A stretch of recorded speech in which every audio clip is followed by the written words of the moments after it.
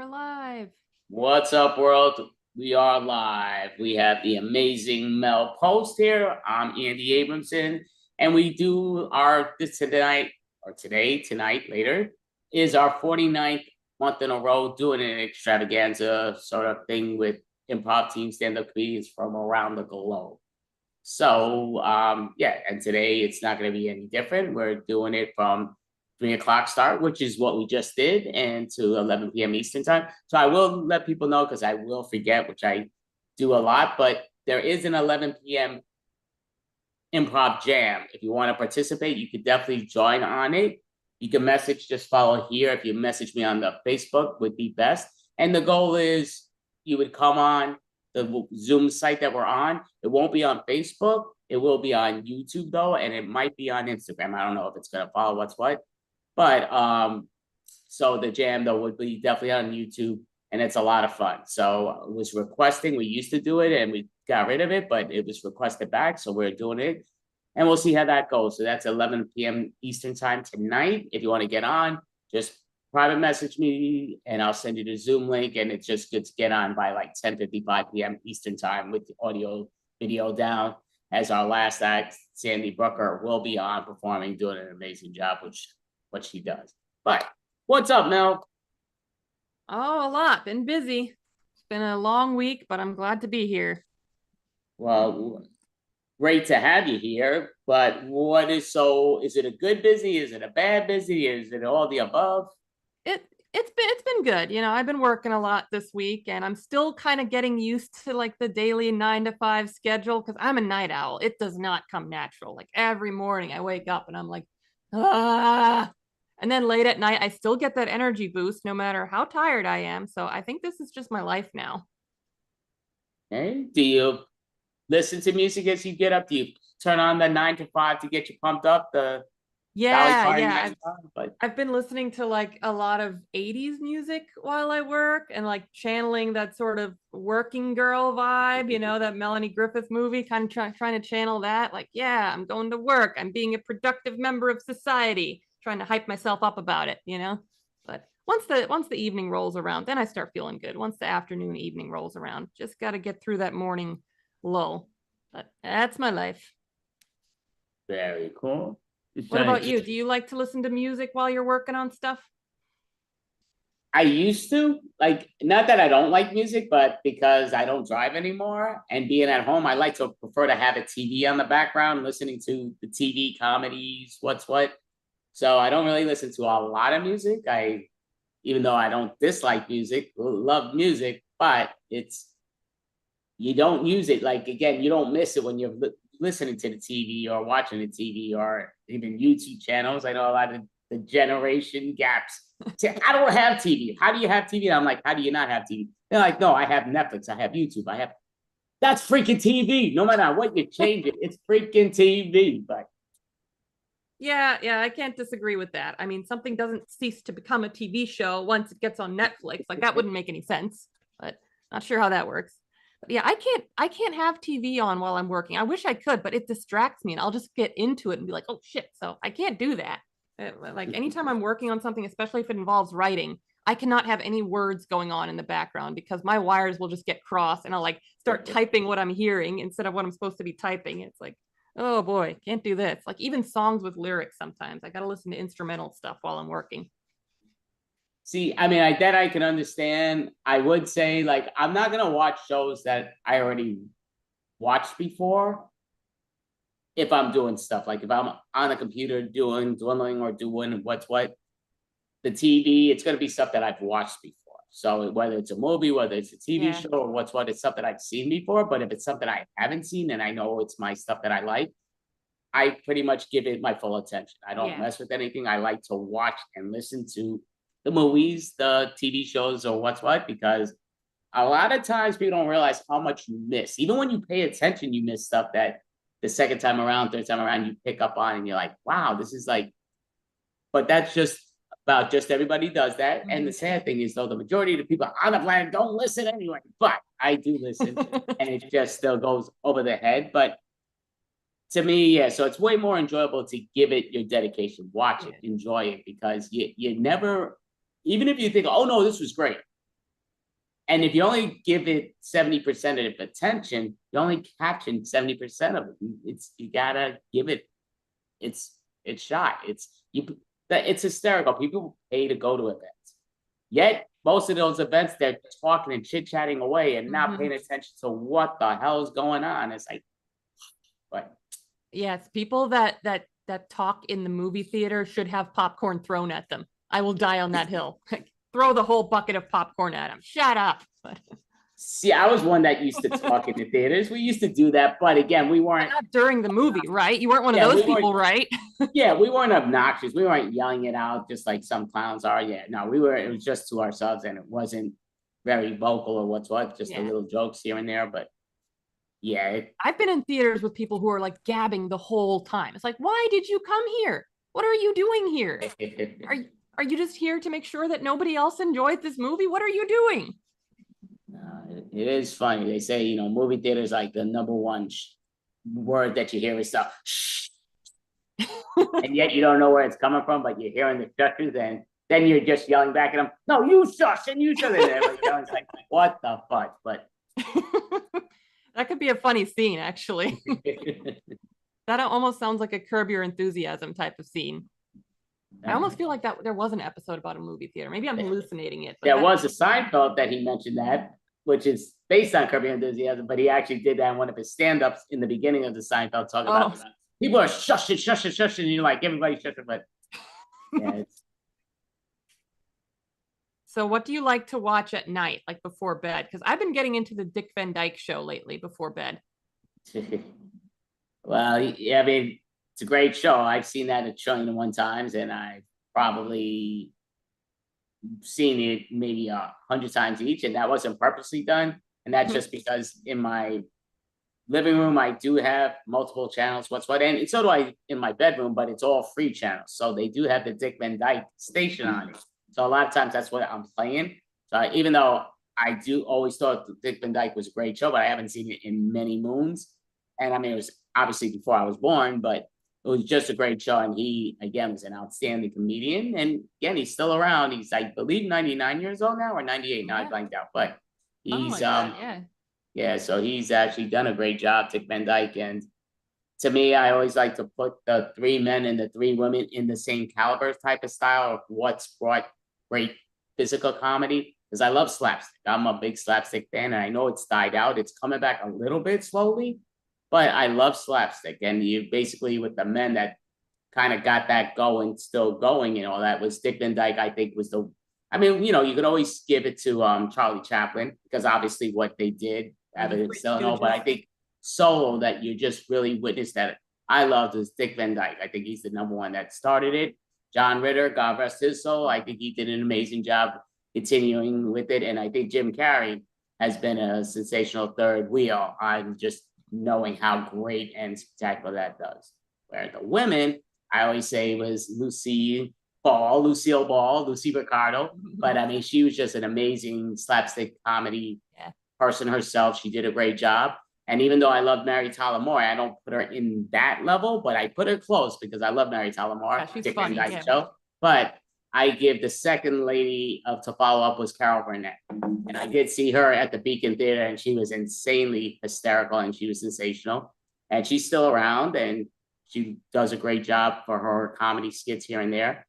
And then the third one is Tracy Ullman, who I think she, even though she has done a lot, I think she had so much ability to do so much more because she was so. And again, realize The Simpsons started on her original show, the little clippings here and there that have been on for 35 seasons, 36 seasons of cartoon that's been unbelievably successful. Those are my. Do you have a different three men or three ladies that you think? I think that's a solid lineup, actually. Yeah, I mean, for the guys, I would definitely want to put Robin Williams in there somewhere too. I mean, he's obviously a legend, but yeah, Jim Carrey definitely with the physical can't be beat. I mean, that scene in Me, Myself, and Irene, where he's like having a fight with himself. It's like peak physical comedy, peak form. And you know, obviously Lucy, the things she would do on her show, like where she's baking the bread and it's like coming out and pushing her and she's like falling over it. Great show. Yep, I mean, great shows, great comedians. And again, there's obviously many, many, many men and women because Robin Williams was brilliant, especially in the improv world that he took into many movies and put his improv skills to the test. Take nothing away from him, but again, I could only mention three. So those are the three people that I think in the physical comedy, but Robin Williams was brilliant, God rest his soul. And yeah, just always like very, very, very fun. And I don't want to say also Lucille Ball, God bless her soul. Don't want to miss out. I missed out on, but oh, and who else? I said, like, oh, the other two are still around, so we're not gonna bless them also. God bless them also. Bless their souls. But yeah, so Carl Burnett is awesome as well. Yeah, I've been digging the Dick Van Dyke Show a lot. I've been watching it at night. I think one of the reasons I started watching it at night is because it's just the whole channel is dedicated to one show. And then if it does that, then I can't do these calculations in my mind like, oh shit, the match game is on now. That means it's 2 a.m. Oh no, now it's over. That means it's 3 a.m. because that's what my brain will do. So if it's just the same show the whole night, my brain won't be overthinking that. Brain hack. I will say, I don't know if it's officially the Roku channel or what it is, but I mean, it's basically, I know that's one of the freebie things that they have, like in my bedroom that I have those many. So Dick Van Dyke's one of the ones that are always on 24/7 here and there. And the funny thing to me though, is they'll repeat the same episode, maybe 5 hours later. And to me, it's like, why not just do episode 1 to the last episode, then go back to episode 1, go and just keep doing it in that order. But, and it's funny too, because like I do watch the Goldbergs a lot on that now because they have their channel and they were on twice as long as the Dick Van Dyke Show. But I mean, great. I think that was another great show, underrated show in my eyes. But I love the Goldberg because he just, again, the character they portray, he does remind me of my father because my father would call us morons, like that character would call morons. So but yeah, very entertaining, funny show based on the 80s, even though it was just pretty recent. But yeah, it was a very good show. I don't think I've ever seen that. I have also been watching a lot of old game shows, though. I like the show To Tell the Truth. It's really fun. You get to suss out the imposter. And I saw Betty White on there, actually, another brilliant female comedian. And it's crazy. She was not at all like her ditzy character on The Golden Girls. She was the best detective on there. She figured out almost all of them. It's pretty cool to see. I will say Betty White, seen her many, because again, she did go out. Is it Dick Cavett? I forgot. I don't want to say the wrong name, but she was married to one of the talk show hosts, and she was on his show a lot in the 70s. I think it might have been 80s. I think it was 70s. But seen many. What's great about these old stations and all, you get to see the old game shows. I did see where Carol Burnett, I mean, not Carol Burnett, wrong person, Betty White was in black hair, her normal hair color, which shocked me because I always was used to seeing her with that golden whitish hair type thing. And it was like, wow. And, so it was just very entertaining. Yeah, she was always great in those game shows. It was just like really good talent. Like she's one you want on your team because, there's some shows where she's guessing the person, but there's other shows where she's helping get the answers and blah, blah, blah. But she always, was very entertaining and very funny in Match Game when they had those shows. And that's a show that Mel was talking about, was brought back by Anderson. What's his first name? Oh, crap. From Saturday Night Live. He actually rebrought that show back, but it's been out for 4 seasons, I believe. The only Anderson I'm thinking is Anderson Cooper, and that can't be right. No, it's definitely not. No, it's. But no, I was thinking Louis Anderson, but it's not Louis Anderson. He passed away. Right either. No, it's I'm putting it right here in. Definitely not Ian Anderson. Oh, Anthony. A lot of people, it's not Anthony Anderson. Okay, that sounds familiar. Yeah, well, I mean, yeah, he's great. I mean, he's had many shows. I mean, he was on Saturday Night Live, but Anthony Anderson. And what I like about Anthony Anderson, though, he brings his mom to the show, so she does a very funny style, like she's the mother, and I mean, she does a great job on his shows of To Tell the Truth because they have those 3 that are guessing, but they also have her guess, and she's like, oh yeah, no, they're right, they're wrong, blah blah blah, and very entertaining, To Tell the Truth, that they brought back. So I don't know if it's still on, but it was on like a year ago or 2 years ago. And I watch that every so often, but very entertaining show. They've had Mike Tyson on that show. They've had, different very celebrities on, but Yeah, I've always wanted to go on one of those game shows. I think, to tell the truth, would actually be a very fun one to go on it, like as an imposter. I think it's fun being the imposter if I know anything from Among Us. So I would love to do that on that show. I've just always Well, wanted to go on a game show. I mean, I really wanted to go on Family Feud, but I'm a single only child, so that's not going to happen. You need like 5 blood-related family members, I think. I don't think they have to be blood related. I don't think. Well, either blood related or marriage, but you can't like I, bring a friend or something. yeah, I think you can though. I think like I mean I've seen the I've show never only seen a that. million and one times, and I think pretty much everybody does bring it because you even have the Celebrity Family Feud, and they're usually not all related. Some are, Oh, the some aren't. celebrities get to do what they want. They're special. The rest of us have to Yeah, so follow I'm the not. rules. I don't think so. Like I think they've had third cousins on those shows and stuff like that. So I could be wrong though, but I don't. That's still blood related, though. It's, Yeah. it's true. Blood's a powerful thing, but yes. So we're looking here. So how's the weather out in your area, Mel? Hot. Still very hot. It's finally cooled down to a nice 95 degrees. So, yeah, that's Oklahoma weather for you. That's interesting. Yeah, I'm definitely at that point in summer where I'm ready for it to be over. Like I'm ready for, leaves falling and pumpkins and Halloween stuff. I'm ready for it.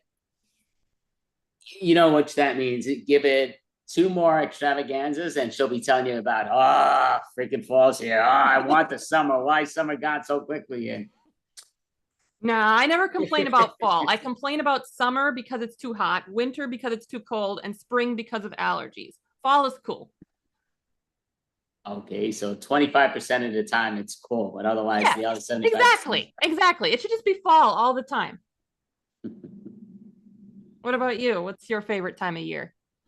I mean, I say fall because I do love the Halloween styles of, just the dress ups and all that stuff. I always was big with that. Love the Comic-Con areas and what's what with the big here and there. So, and again, I'm talking about New York City. So that's when we have our Comic-Con, where I know the San Diego ones, I think in March or April. But yeah, so it just goes down to, I would favor fall, even though like I hate to see summer go. And it's because you're losing that hour, obviously, of it, the Oh, brightness. yeah.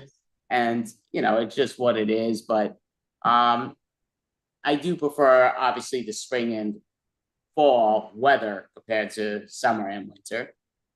But I still prefer winter over summer and weather overall. Just because again, you could always protect yourself if you're too cold, but when you're too hot, you really can't. You can help yourself, but if it's hot, you can only drink so much water unless you're bringing a freaking liter with you and walking around with the ice water because Yeah. And there's only so much clothes you can take off unless you're at a nudist beach. So can't cool off as much as you'd like to. no, it's definitely, I mean, even if you're saying, yeah, guess what? You can walk around naked. Doesn't mean it's Still gonna getting be burned, cool. yeah. It's still gonna be insanely hot. Yeah, and you're still getting burned in very unfortunate places now. So Yeah, no, sunburn could be a real pain. Yeah. No question, and your skin starts to peel. It is amazing just thinking like how much skin we have because you're seeing how much skin, and as much skin as you're peeling off, then you're seeing more later. You're like, how does this keep on growing?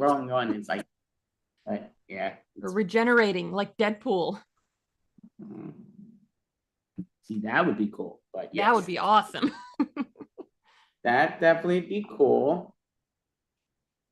Like he loses a hand. He's just like, just give it a minute. It'll grow back. That's kind of like a SpongeBob thing, but yes, you watch it, and that's what he does, pulls on off. Patrick Starfish. Oh, don't worry, it's coming up. Pop and pop, but yeah. It's funny. I never really got into that show as a kid, but the laugh of SpongeBob and Patrick always stuck with me. Like I would go around doing a it's like that's what stuck with me from that show. Apparently, that's all I took from that. See, I will say that's a show I still watch. Like a lot of times, if I'm just going like seeing what's on the actual TV, regular TV, and it is a automatic to me, like it's a go-to. I mean, sometimes there are better things that I watch that, but it's one because it's cool to pay attention if you need to, but if you don't need to, because I've seen it so many times, it's okay to be in the background and listen to SpongeBob because it will make you laugh just listening to the stupidity of the The fun stuff. stupidity. But it's kind of like The Simpsons, which is actually in my background as we were doing this and that. So that started. I was watching King of the Hill, which was a very good show, cartoon characters, and they're bringing back that show, which will be interesting at an older age to now supposedly. Ah, But The Simpsons are on now in the background, and it's the old Simpsons too. So this is from like 25 plus years back, and it's was some classic stuff. yeah. It's always cool to like go back and watch shows that you grew up with or watched as a teenager, as long as it holds up. Like I haven't watched a lot of the Nickelodeon shows I used to watch as a kid. Like I wouldn't mind watching Rugrats again though. I think that one would hold up. That show was a good show. Rugrats. Yeah, I mean, I've seen a few episodes of Rugrats. Like, that was one that it could be okay, but again, I mean, I'm older, but I'm one that still watches a lot of cartoons. Hey, it's what I do, and I don't mind watching it. And I've watched a lot of very cool cartoons. Like again, I always say the names wrong, but Victorious, Victorious? and Victoria, Isn't it just Victorious? Oh, maybe it is. I don't, it doesn't sound familiar like that, but it's the one that Ariana Grande started her celebrity stuff in. And what I loved about that TV show, not that it was a great show, but they had some very talented singers and performers. But again, Ariana Grande was like, you would hear when she would sing, you're just like, wow, what an amazing voice. Like, I mean, I am a humongous fan of Ariana Grande because she is a great, like, her voice is ridiculous. And that whole crew, they could all sing and they were all very talented because they did a lot of improv. So that's what I liked so much about it. But they did a lot of improv. Like even the old teacher that was taking them, he would do improv lessons with them a lot, which was great because it was an acting school and they would show them their skills. But yeah, it was very, very cool. Musical improv. That's always fun. Definitely musical improv can be extremely fun. I would say, yeah, I mean, definitely shocking in my mind, just overall, is with musical improv. It's the first time I ever did it to participate in an improv class. I was shocked how much I loved because it was like, I'm not gonna love this, and I fell in love with it. I can't sing for crap, but musical improv, it's like who cares? Just sing as your character would sing, and to me, it was sensational. I had an insane amount of fun with it. So creative. How I was shocked. Like I've taken many levels of this singing improv thing because it was just so much fun. And yeah, I do miss that. I kind of want to get back into it to the extent. Again, not that I could sing, but it's just so entertaining to how they do their stuff, and that was always a lot of fun. Yeah, I would love to do more musical improv too. I did actually go to a musical improv jam recently, and yeah, I was also surprised at how fun it was. It's like, I don't know if it's my thing, but I got into it. I got to sing a song. We made up songs for each other. Mine was called "I'm as graceful as a swan," which I very much am not. I am not as graceful as a swan. I am clumsy, so that was fun to play around with. And yeah, it's just fun to play with different genres and stuff. I'd like to do more musical improv. That's yeah, very cool. I will say, like, Mel is ridiculously talented, ridiculous. It's like she's not doesn't realize how talented she is. She's one that's never sang like in general, but like even when she sings and when we're playing improv games in the musical style, she actually has a very good voice for someone that has to sing. So I think she should definitely take singing lessons. It's a no question mark. Like she doesn't have a bad voice at all, and she never sang. So it's like, yeah, they probably could show her the right ways to do it because yeah, she actually has a very good voice. It's like, go for it. Kick its Yeah, ass, dude. maybe I'll try it. I mean, I do get very much into karaoke, so maybe I should try it. Karaoke is very cool, definitely. Yeah, karaoke. Like we've mentioned this plenty of times in our past, but with the karaoke's like, what's your go-to song? What's your go-to song? And to me, Time Warp was always the go-to song because depending on where you're singing, but people get into it with you, like they dance, blah blah blah. And like I said, I can't sing, but they just get into it. It's like really fun to grab that vibe or whatever with people. Yeah, I agree. Time Warp is definitely a fun one to do, but I think my new favorite may be Shining Star by Earth, Wind, and Fire. The last time I did karaoke, I sang that, which is, as some of you who are Seinfeld nerds will know, that's the song that Elaine did her horrible dancing to. So I was singing that. I was doing the thumbs and the little kicks, the full body dry heave, as George Costanza described it. And one person in the crowd got it. He like came up to me afterwards and said, Elaine Bennett, nice. I'm like, my dude, somebody got the reference. Awesome. That's all Now, it did you takes. do the dance with it though? I did, yeah. I was doing the thumbs, the little kicks, all of it. Okay, so that's cool. That to me, yeah, I'm surprised more people wouldn't have got it because you're doing the dance. Like I might not have picked it up by you just singing it because I could just hear the theme song. I don't remember the song. Oh yeah, I actually do. Okay, but yeah, I mean, Yeah, I was doing the whole thing. I went all out with it. Like I even did the, oh, need me to get it started? Want me to get it started? Come on, let's dance. Like one person got it. Like, ah, yes, a man of culture, I see.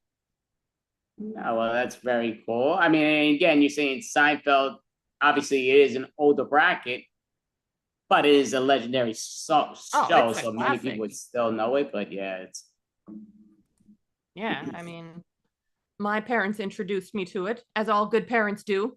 Make your kids watch Seinfeld. It's a good show.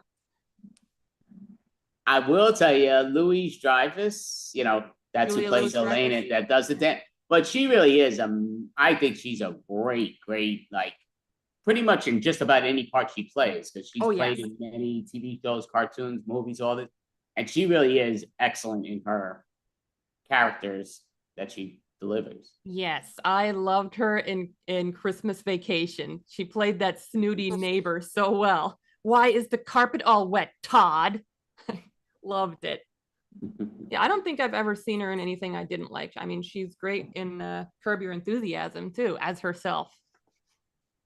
I know, yeah, she's great. I mean, but the New Adventures of Old Christine, very good show. I mean, that she was, her character, her ex-husband is going out with another Christine, so they call her New Christine because she was a lot younger too, or annoyed her, but very funny show.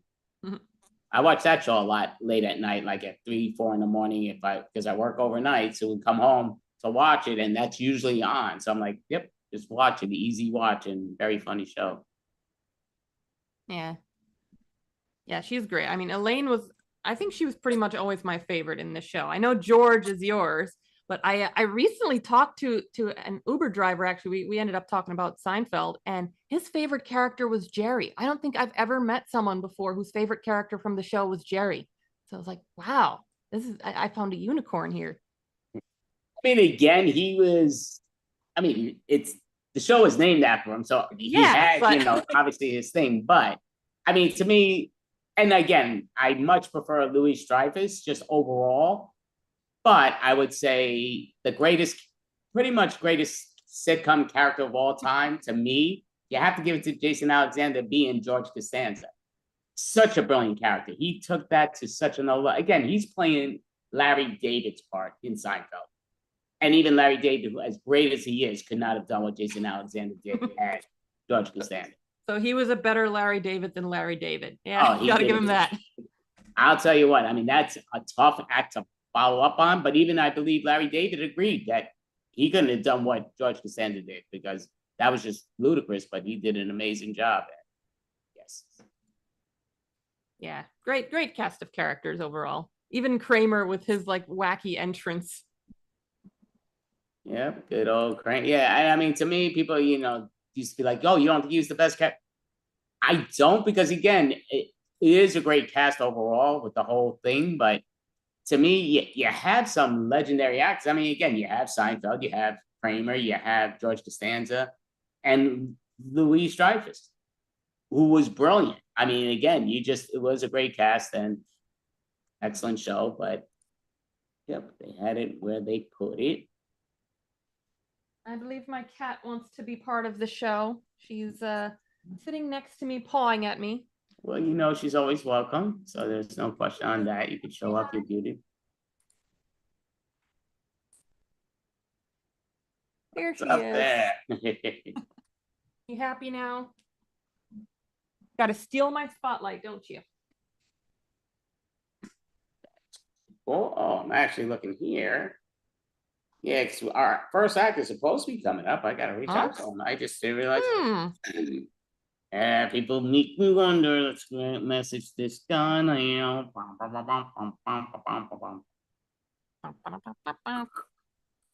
Time does pass, but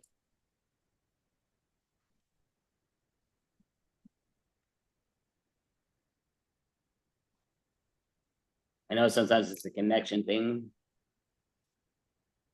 Yeah, but the wonders of doing comedy on Zoom.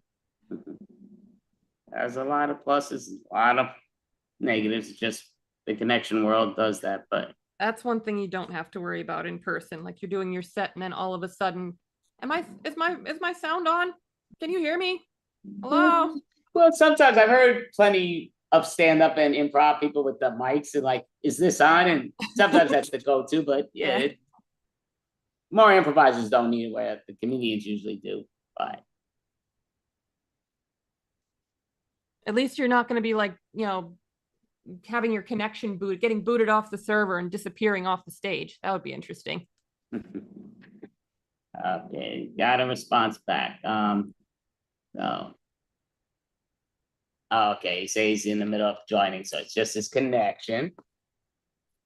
All righty. See what's going on here, but yeah, so those with this, so oh yeah.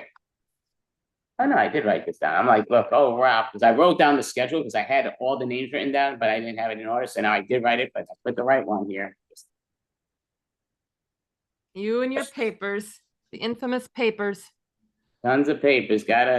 Every time I try to get rid of them, it's like it's a must. It's like needed. I like it right in my face. That's the online world.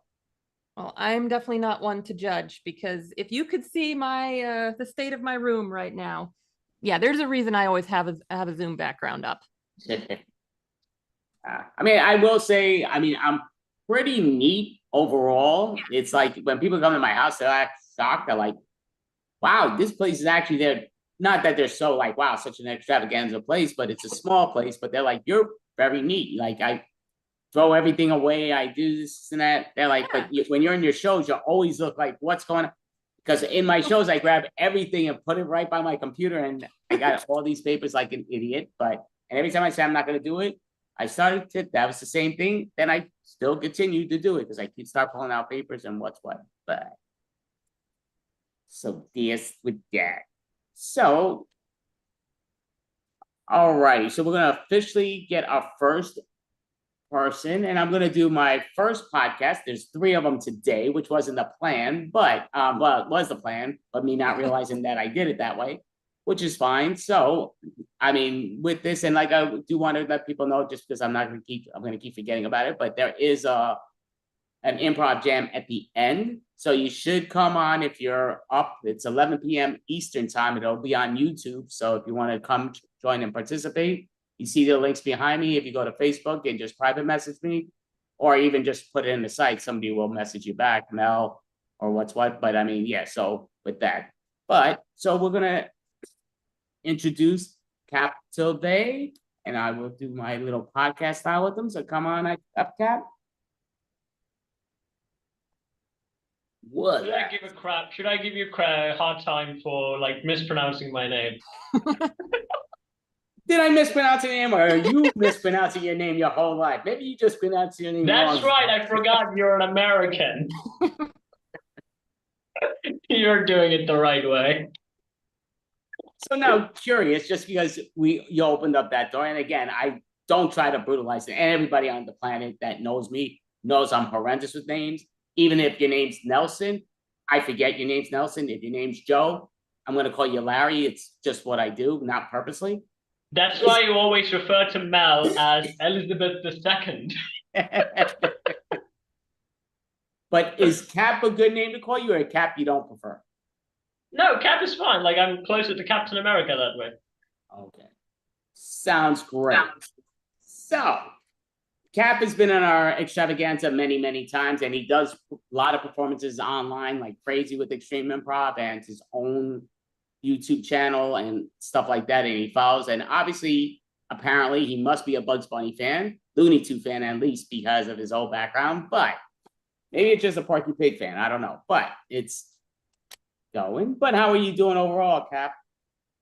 I'm doing good. Had to finish up some videos early this time because I am traveling this Monday and probably also Friday. So too much traveling work. Is it like hours traveling or not that far? Are you flying or you I just? mean, like it's a drive, so it's probably 6 hours. So 6 hours on the way, 6 hours back, and then the Oh, next wow. week I have to do that all over again. Listen, get a job as Uber. You might as well get paid while you do that, right? You can drive people to where they're going for this. I I think that's the guy who's like driving me doing. So I can't really, you know what? Let me sign up for an Uber. Oh, that's perfect. So we will get him to let us know stuff about what he does in the future things. So, I mean, with what he does normally, but I'm going to ask Cap some questions now. I'm going to see what's going on with his thing. So, I'm going to ask you right off the bat, what, as a child, what was the first improv thing you ever saw? Maybe it was a TV show, maybe it was not, but what was the first thing in improv that you were like, who got you interested in? As a kid, I was not aware of improv as an art form at all. I became aware of improv as an acting technique, where like when I heard like some actors like kind of like to improvise their lines and stuff. So I think probably Robin Williams films because he does tend to improv his way in his films. So it could be that, although I didn't realize it until I was much older. So I have to say Flubber was my first introduction to improv. Again, I mean, Robin Williams, brilliant. And again, he loved to put a lot of his improv skills into his comedy acts, which again, some was just made up lines of improv, which was brilliant. But that is awesome. And if I would say, what is the weirdest movie you have ever seen that you would actually say it was the weirdest movie you ever seen, but that you liked? A weirdest movie that I liked. I think Shark Tale is pretty up there, although I think it's like weird for every other person except for the people who grew up with it. For them, it's like it was just another fish movie. It was a Nemo and then Shark Tale. That's a movie I really liked, even though it was considered to be weird by a lot of people. But there's a film called Santa's Sleigh. It has Bill Goldberg as a crazy psycho Santa, Yeah, and yes. it's a Christmas movie. Yeah, no. I have no idea what was like going. I don't think it's even good. It was weirdly fun. It was weirdly fun. I would say that. Okay, cool. And are you a fan of wrestling because you're mentioning Goldberg in general, or? So with wrestling is a weird thing is because like in the 2000s like all my friends were massive wrestling fans, but I wasn't allowed to watch any wrestling at home. My sister was like she was like a teacher at a religious school, also she had a part-time job there, so she was like no wrestling at all. But they had one exception. That was like because the thing was around that time was like John Cena was the good guy and kids can watch him. That was the only loophole that I got. And I watched my first wrestling match on 2009 when I had a DVD when John Cena had a match with Umaga. But you know the craziest thing? Again, John Cena was meant to be safe, right?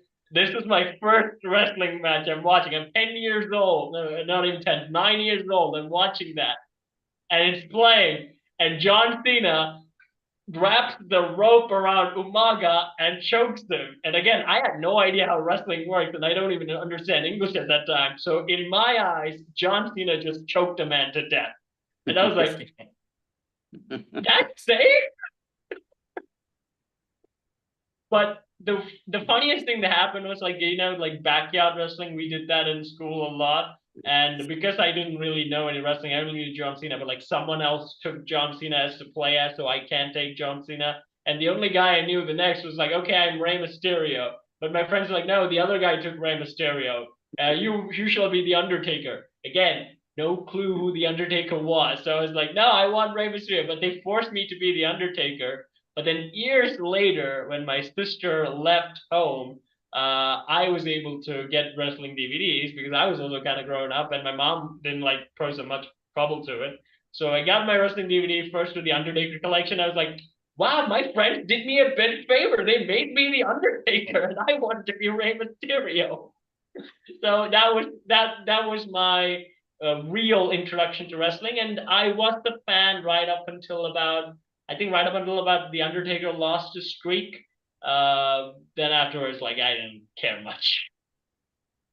Okay, interesting with that. So yeah, I mean, I would say me as a child, obviously many decades before you as a child, but we back then had the turn of the channel, whatever. So on the one thing was we'd watch wrestling, and my father would get really pissed off that we're watching wrestling because he would tell us like, it's fake. Why are you watching fake? And he'd get really mad at it. So when I went to school and I'm telling everybody it's fake, they would get mad and we'd argue all the time. Like, you're idiots. It's fake and blah, blah, blah. But that was back in the heyday, and that's what people did. You know what? Before I started watching wrestling, because all of my friends were talking about it and I couldn't, and I got really annoying, and I started calling wrestling fake, even though I had no idea. So wrestling is fake, man. Even though I had no clue it's fake or not or real because I haven't even watched it. I was just annoyed that I couldn't get into the conversation. That's cool. And now, just curious, because we were, I mean, mentioning John Cena. Did you ever watch, which I actually liked a lot myself, and I'm waiting for a second season to come out, but Peacemaker? I did. How did you like Peacemaker? I know, and Cap loves to review stuff. Some of his reviews, I'm like, but he likes to review stuff. Well, how did you like Peacemaker? I like not the best, but I do like Peacemaker because like I didn't consider John Cena could really. Again, I'm a massive John Cena fan too. I really like John Cena, even though I was chosen the Undertaker. But like John Cena, if I had the choice, I would have picked John Cena. But with John Cena, like I never really thought he could be a good actor. But like after watching Peacemaker, I was like, dude, this guy can act. People say like Dave Bautista is the better actor. No, John Cena is the better actor out of all of them. The Rock, the Dave Bautista, Triple H. No, John Cena is the best actor out of all of them. He and you know the scene that he had with like the eagle, like the crying emotional scene. I was like, I was in tears. That was brilliant. As I say, I don't always agree with Cap, and even though I like the show, I agree it's not one of the great ones. He's not going to win any awards. Let's be real. Listen, he ain't winning no award shows. But I did like Miss Peacemaker. But if he can show like a wacky character and he showed this much emotional depth, I think if he had like goes on to better stuff, he will be able to do great, even if he's not doing comedy. I think he can do emotional drama, dramatic acting very well. Are you right now? Is this a job interview? Are you trying to become his agent? Is that what you're doing here? You're trying to sell like, listen, I could be. I would love to be John Cena's agent if he's hiring. Yeah, no, I mean, again, it is amazing how many wrestlers after wrestling, how successful they become for some of the dumbest stuff, but it is pretty amazing. It's like, what the hell? But I would say that even though Rock is successful, I don't think he is, in a sense, like pushing his limit. The one thing I will give to him is that even though his movies didn't do well when he was like really trying to act, he was in a lot of crappy movies. But in those crappy movies, he was pushed and he was trying to act. Right now, he doesn't do that. Right now, he's just like doing brand kind of movies. So I think it's better if he starts doing real acting movies. Yeah, I mean, I think he's Black Adam, and they pretty much made the whole Black Adam based on whatever he said. He kind of changed the whole thing because it was supposed to be Shazam and Black Adam in the same movie, and they took it out because he didn't want it originally. So he wants him, he's saying, and yet the next one, he's not going to be in Shazam, but he's saying it. So I don't know. You're talking about, again, The Rock. Hey, it's great that people at a certain age can still do what they do, but he's got to realize people don't want to see Black Adam fight Shazam at age 75 years old. It's great if as an actor as he is, he'd be an amazing actor that he could portray. So it's like, It's gonna happen. I think James Gunn's probably gonna pull the plug on the whole like the Rock Black Adam thing because like that movie did kiss, so they're like nah. But you see what I will say, and again, I love Shazam the movie, and I didn't think the Black Adam was such a good show. I don't think it was terrible, but there was a lot of problems. But again, I don't think it was The Rock's fault. I think it was the script's fault, and you can only do so much. I think that's generally the thing with DC movies. Until like I think Man of Steel was good. I liked Man of Steel, even though it's not your traditional Superman thing. I liked Man of Steel. I liked Batman versus Superman to an extent. Uh, but again, extent. I saw a lot of plot holes, which annoyed me but like to an extent, I can see that being a movie. Where it got back here with the Justice League thing, and I liked the Snyder cut better than the Justice League, but much better, much better. But even still, I don't think it's a great movie. I think that the potential to be a greater movie is still there. It's better than the Justice League, but I would say there's more potential that needs to be explored. Get a writer for Snyder. Get a good writer. Take him off the script room.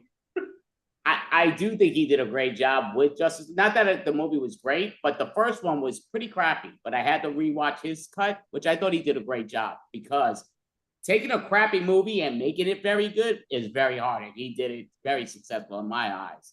So maybe he needs to rework Batman vs. Superman because I thought that sucked. I was really annoyed. Listen, no matter what, no spoilers, but I'm going to say it. Just because he yells out a name, everybody now knows how to be Batman. Just yell out the word Martha.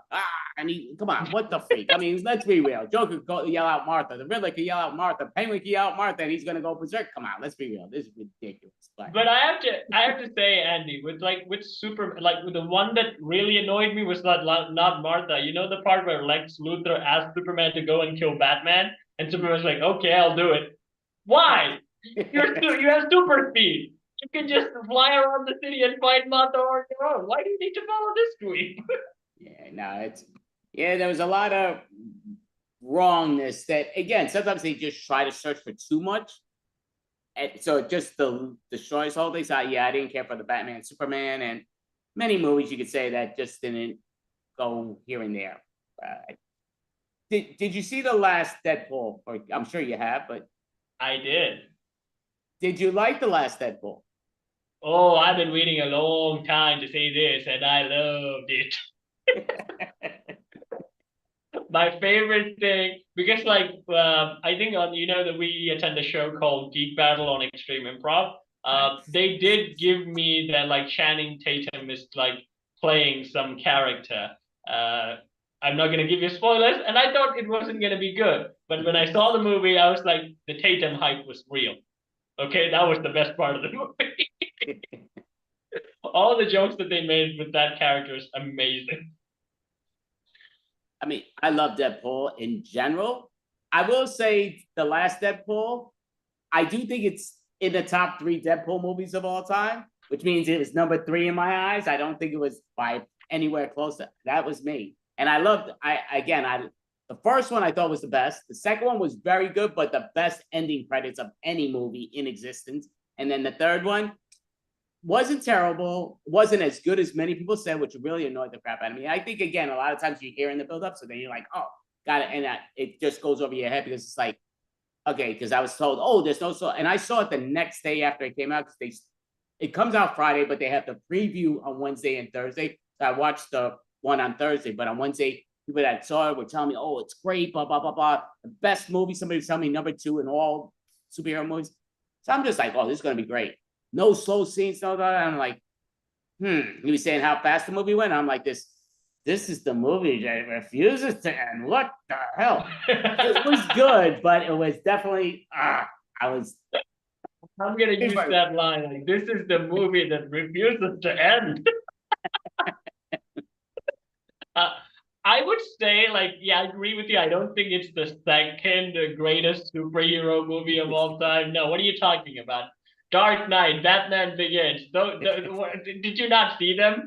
But in terms of Marvel, You know, the Phase 4 thing, I would say it's probably the best film after Spider-Man, the multiverse Spider-Man that they did. After that, I would consider Deadpool to be the greatest Marvel film that they did after Spider-Man.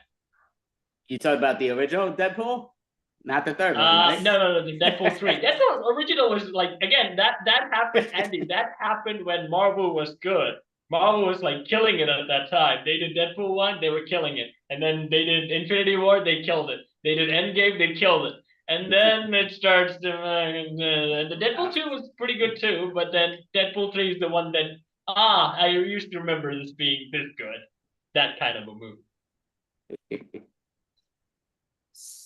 So very cool for here and there. So I do have a couple more questions that I want to play two different improv games with Cap today, just for Cap. I'll just call him Cap to make it easy for myself. But yeah, so and then we'll have him let us know how to find him online or even in person if he does shows in person. But so what I was gonna ask you, simple dumb question. I wrote a bunch of questions here. But yeah, so if you were doing a movie right off the bat, if there's a movie based on the life of Cap or capital letter, who is playing you as an actor? Who is playing your life story? It'd be me. I'm an actor who's out of a job, so I would take the role. Like that sounds like too good of a casting. That sounds too good of a casting, but we need if someone else, again, this is like currently one of the actors that I like who would like to play my childhood. There's an actor, I don't know his name, but he's in the Umbrella Academy. He plays the kid character. He's white, so I don't know how that will go, but I like him as a kid. In the series, the only reason I even watched the Umbrella Academy, again, I didn't know any about the Umbrella Academy. I watched the episode. He was the only entertaining character, and he's the only reason why I stuck to the season. So I would let him to play me as a kid. And he had the haircut that I had as well when I was a kid. So it matches. Okay, interesting. So I will ask you this now. Say if you could have dinner and interview anybody dead or alive, who would it be and why? Walt Disney. Okay. And why? I just think he has his own baggages and stuff like that. But I think his work, I would say, or his philosophy about like art and animation and stuff played so much of an impactful on my own life. It would be a fun thing to have a talk with him and like talk about how his company's movies have gone. Like I would have a geek out thing with him, with like me introducing the modern Disney to Walt Disney. It'll be the moment in that new film where Mickey goes up to Walt's picture and is like, thanks, Walt, and that kind of a moment. So it'll be nice. It'll be nice. If not Walt Disney, I would go with Robin Williams. Awesome. Yeah, Robin Williams would be spectacular, no question. I'd love to interview him. But with your thing, what if there was a cartoon character, not a real person, a cartoon character? Who would you see, dead or alive? I guess some cartoons are done, but who would you interview and why? See, this opportunity is too good to pass up. So like I can either go for like the character that I'm a big fan of, or I can just go with the characters that I have a crush on. So what's the like? I'm going for Jessica or Rabbit or like Little Mermaid. I'm going for Elsa. These kind of characters. Like I'm like checking my Disney princess crush list and be going through them. Like I want to have an interview dinner with them. I'm not really sure if it would work out, but I'm taking my shot. Okay. What would your first question to be to Jessica Rabbit? Why are you so hooked onto damn bunnies? What's wrong with you, bud? She did explain one thing. She said like the reason why she's hooked on there is because like he makes her laugh. I think I can do a better job. I don't know. Interesting. So we'll do a little improv right now. So we're gonna do some improv challenge, or not challenge, but fun games and what's what. So we're gonna do the pet peeve game. So I think you know pet peeve, but just in case you don't know pet peeve, normally I do it a little different than everybody else. I like to do it with people because they're like, oh, wow, I like the way you put it in. But so all it is I'm going to say my name. I'm going to give a real pet peeve. And then I'm going to say your name and you'll start giving a real pet peeve of yours, something that ticks you off about what's going on in the world. And then I'm going to go say my name again. I'll continue my pet peeve, the same pet peeve. Then I'll say your name again. And then we'll change it a little bit after that. But any questions? Wait, a little bit. So you said your name and then you will announce the pet peeve, and then I will say my name and I will announce a pet peeve that I don't like. Right. And then So what is the next step? well, so yeah, so you're not going to announce you just be like this. You know what? I really hate people that bite their nails in public. It's disgusting. But so you'll just keep talking about it. Then I'll say my name and then I'll continue where I left off with my pet peeve. So the same pet peeve, and then I'll say your name again, and then you'll continue with the pet peeve you were talking about. And then I'll change it a little bit, but you'll see where I change it. Piece of cake, right? So I want you to stick with the real pet peeve that you have, something that you don't like. Piece of cake, right? Something that I have that I don't like either. No, that's you mean not that you have. No, a pet peeve. That's something that people do in the world that you don't like. That's what a pet peeve is. But okay, so I'm gonna go first, and I'm just trying to think of them. There's many pet peeves. I'm just trying to do one that I don't do all the time. There's so many of them that I do and I forget.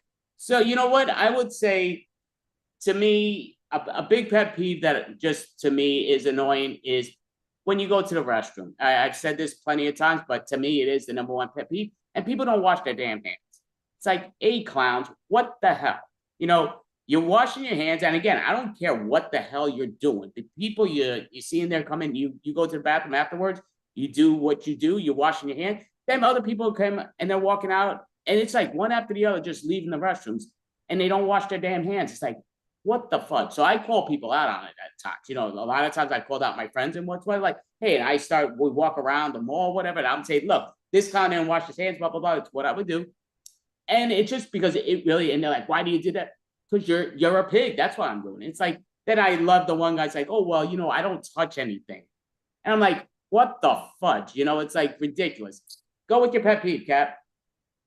My pet peeve that I really don't like is like when people just, sneeze on their hands and they don't do anything about it, and they'll be like, it's fine now. Like, have a handkerchief, have a tissue with you. Like, that always annoyed me because I've seen people do it, and afterwards touch me, and I can only think about the booger that was in their hands. And this is coming from a person who does have allergies and sneezes a lot. That's why I have a handkerchief always with me, okay? Even though, like, it's probably, like, not better than the tissue, because, like, tissue, you can do it and throw it away. But this, again, you still carry it. So other people might find that not so very unhygienic, but still, it gives the other person comfort. Like, if the other person has a handkerchief, I will be comforted the fact that their boogers are mainly here, not here. Okay, so that always bothered me a lot. I'll continue my pet peeve, but so the thing is, to me, it's kind of like they had on a Seinfeld episode. The guy's making the pizza, and it comes out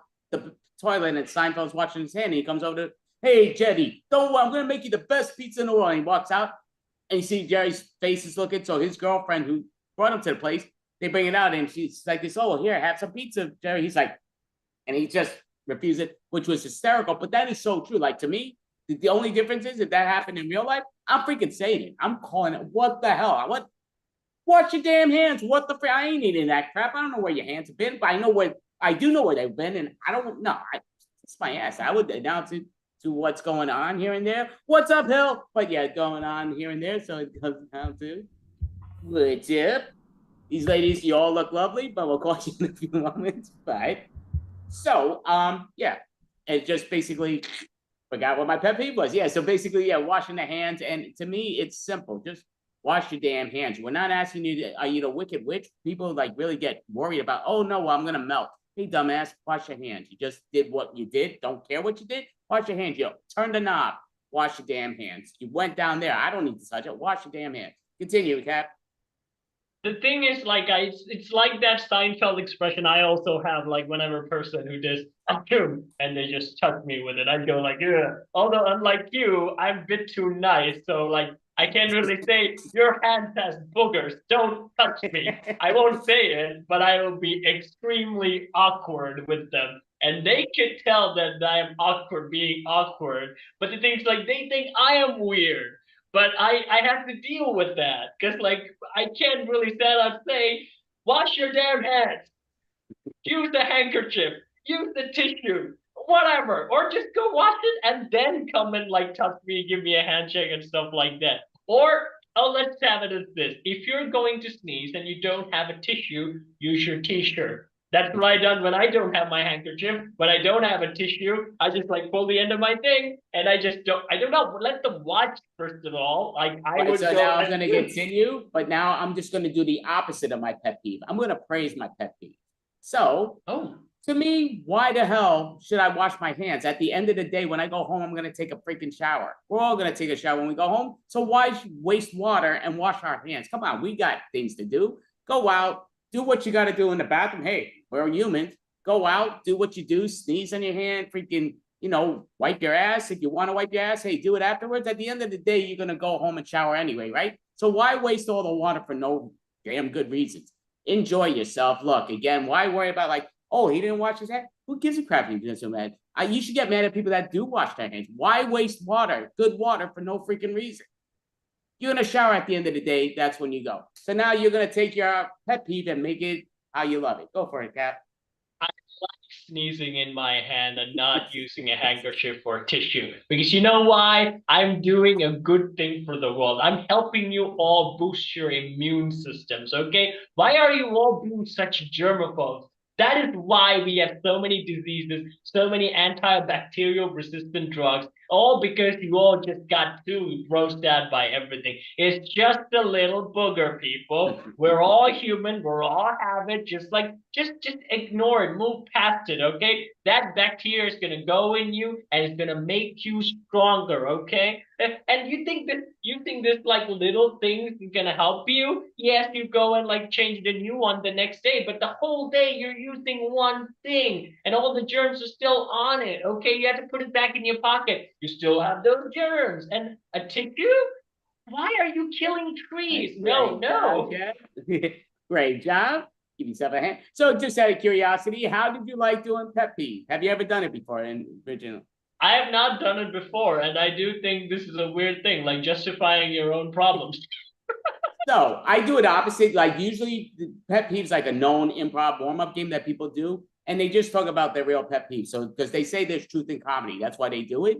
But to me, there's also truth in just being the fool. Do something you don't do. That's why I love improv. So when I did this with the one improv teacher online here, we were doing it. She loved it. She's like, I'm going to take it. She said, I'm going to give you credit, but I love that you take it. And it makes sense to me. It's like a lot of times I do things different. I let people know why. But to me, it was like once we're doing, I'm like, aren't you allowed to play whatever you want in improv? And I agree, there's truth in comedy. So sometimes it's great to do truth, but sometimes it's great to not do truth. Just do something different.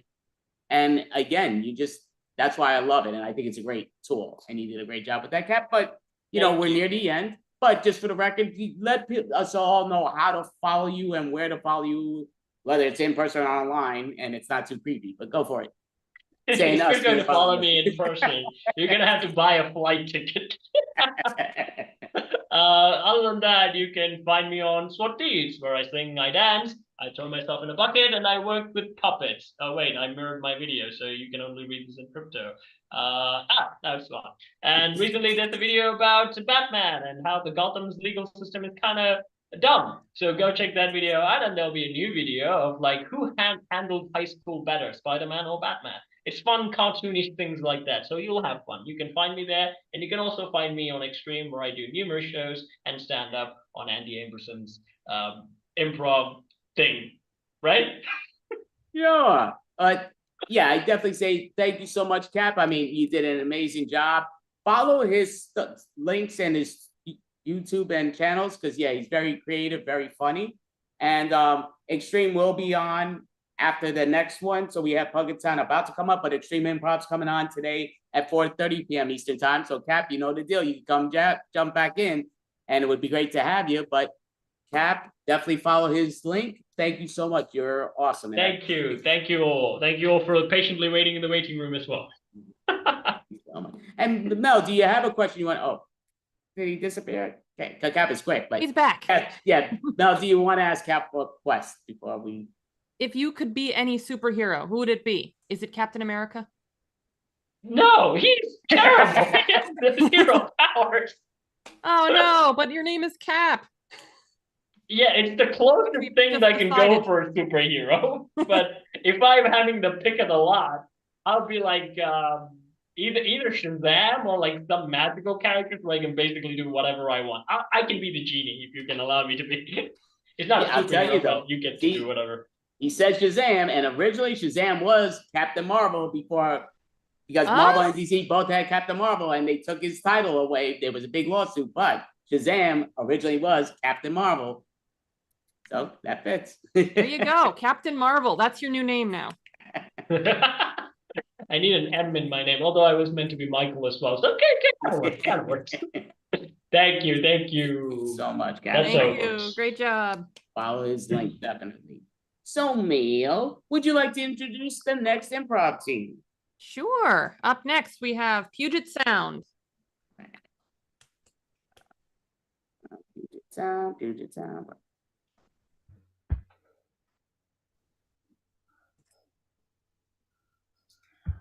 That's correct. We are Puget Sound. I don't know. My lights are just wacky today. Okay. We're Puget Sound. Puget Sound is us. We've got Jude here and Megan. They're going to do a lively, fast-paced, and hilarious short-form set for you. Kind of like Whose Line Is It Anyway, but with me instead of Aisha Taylor. Sorry. Everything they do and say is made up on the spot. And the first thing we're going to play is called 1 Minute Movie. So I'm going to set the timer to 60 seconds. I'm going to reveal a movie. They're going to act out the movie. And then we're going to do various takes shorter and shorter. I want to get my timer app up here. I'm setting it to 1 minute. The movie that we'll be doing first is Shakespeare in Love. Your 1 minute starts now. Forsooth, I can see you there, Ophelia. Oh, I feel seen. Oh, I am so glad that you feel that way. Forsooth, I am here with you, and I think my parents don't like it. I love you. Oh, I cannot believe that you said that. That is incredible, but I do believe that your parents won't like it either, and there's going to be a big fight. I have foreseen this and written it to you on this parchment. Oh, forsooth, I cannot believe that you have written actual parchment. Oh, but that will indicate that we are in love. Oh, no. Here, poison is in the cup. Hey, thanks. Very dramatic. Okay, I don't know. I'm gonna have to fix that. Okay, that was fantastic. But let's try it in 30 seconds. And action. Oh, Ophelia, I'm so glad to see you. I feel seen. Yes, forsooth, you are that seen there, therefore thou. I love you. Oh, Ophelia, oh my goodness, but you can't. My parents will not like it. Your parents will not like it, forsooth. I have foreseen it. I wrote it on this parchment for you. Oh my goodness, but then there'll be evidence. Oh. Take the poison. Okay. Oh, you're showing off. How about 15 seconds? I think y'all can do it. Action. Forsooth, Ophelia, I see you. I feel seen. I love you. Oh no, but our parents, my parents, your parents, not good. I wrote it on parchment. And Oh, yes, but then there's proof. This is no take the good. poison. Oh, thanks. Oh my God. God. I can't work my timer while I'm laughing. Let's see what can happen in 5 seconds. Go. Ophelia, I see you. I love you. Have you seen? I wrote this. Take this Thanks so much. poison. Oh, thanks. Wow. I mean, I'm just crying. It's so sad. Okay, the next movie is. Can you see that? The King's Speech. Let me start this timer over. And sorry, my arms and legs are all moving here. We got 1 minute for the first director's cut. Action. I'm a very famous British actor. Well, that's good to know because you'll be reading my speech for me, dressed as me as the king. Oh, how divine. I've been to RADA, so I know how to do this. Excellent. Oh, I think, yes? I hired you as my doppelganger to serve me well, and if you mess up, Oh, you'll be killing me, a famous actor? I can't believe it. Oh, well, I'll do something for you. I'm not used to people talking to me like this. Oh, that's right. You're the king. I forgot. I'm a plebe. Oh, so sorry. Okay. Well, you do look like me. I'm flattered. Oh, thank you. You know, I work very hard on this makeup. Ho, ho, ho. Oh, wow. I mean, that was a jam-packed minute. Sorry for the dramatic timer. I will fix that at some point. But let's see. We got half the time. 30 seconds. It's good to know who the plebe is and who the plebe isn't. Action. Oh, I'm a very famous British actor. That's why I hired you to read my speech for me, dressed as me. Oh, yes, and I'm glad I look excellent like you do. Well, you better do it right because otherwise. Oh, no, that's right. You're the king. I'm just a plebe. Oh. I'm not used to people talking to me this way. Oh, that's right. I'm so sorry, but I went to RADA. Well, you do look like me, so I'm flattered.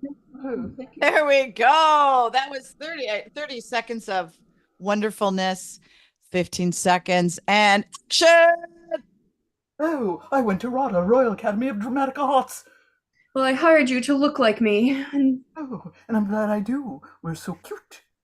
or else. Oh, no, that's right. I'm just a plebe. You're the king. Yes, I'm flattered. Okay. See, I didn't make the sound go. Sorry. How about let's see. Just that last 5 second movie was pretty good. My thing's not cooperating. There we go. 5 seconds starts now. Oh, I went to RADA. You better read my speech well, or else. Oh, no, I'm a plebe.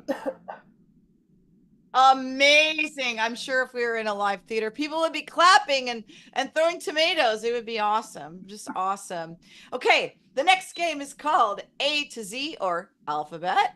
Megan and Ju, they're just going to do a scene for 2 minutes. You'll catch on. It's a whole in the order and backwards and forwards if I beep.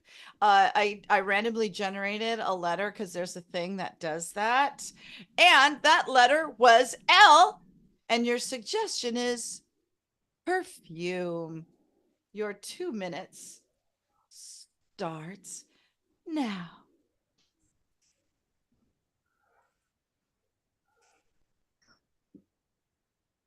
Loretta. Marion, lovely choice. No, you're choosing the same as me? Olfactory senses run in the family. Perhaps we should expand and try 2 different kinds of smells. Questioning different smells? No. Reverse. Perhaps then you would like to just share the same perfume? Only things twins do is the same.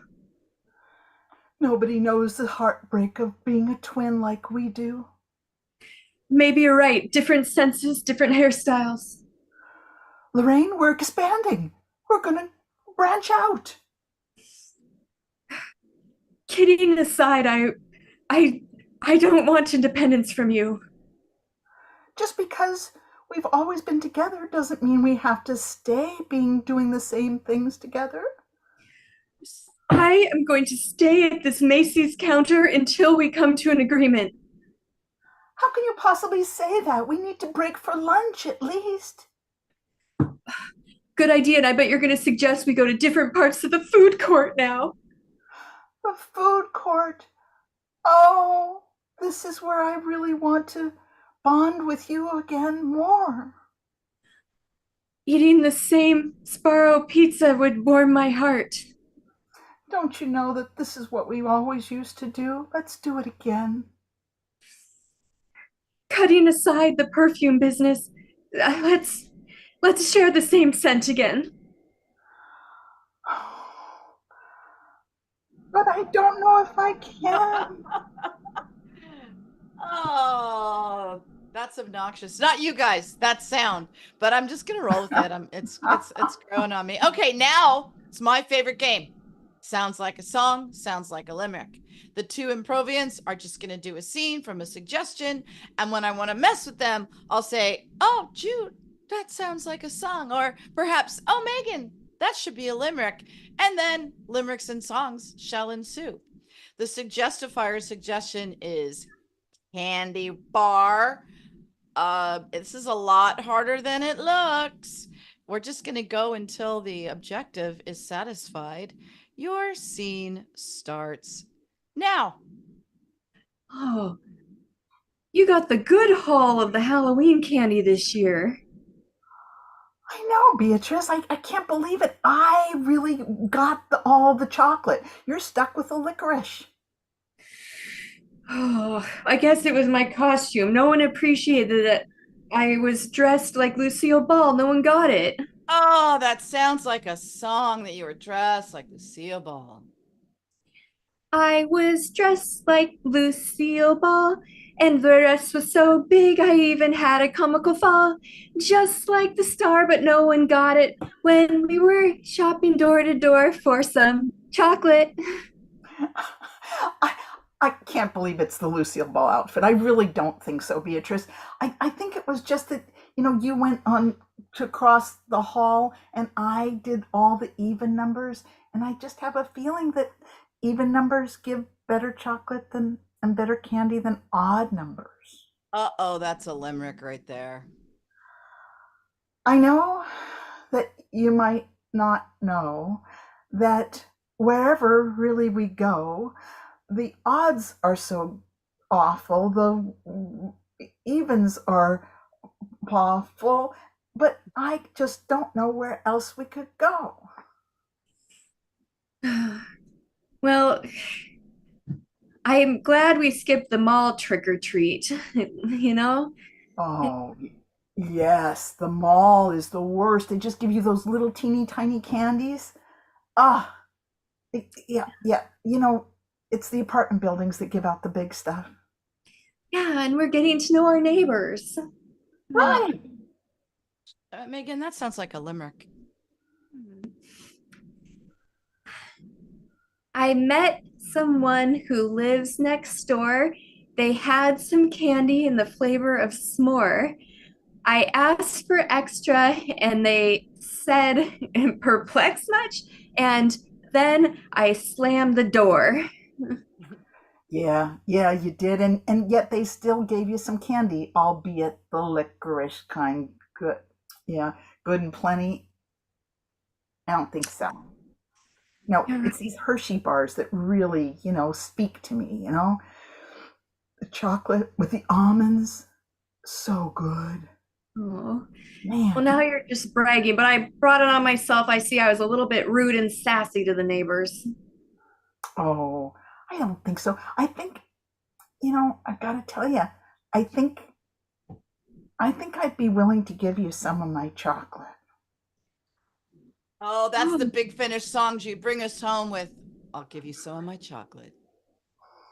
Oh, I have to tell you that no matter what we do, I'll always share. I'll always share. I'll always dare to give chocolate to you.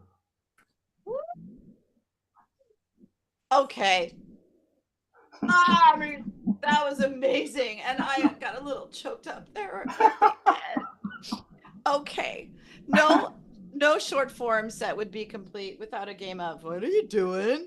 Okay. So this is a wrong answers only game with a twist. You'll see I asked the Sokio app for a mime to start y'all off, and it said making a snowman. So Jude, make a snowman. You have 3 minutes. Jude, what are you doing? CRS. Creating real Sasquatches.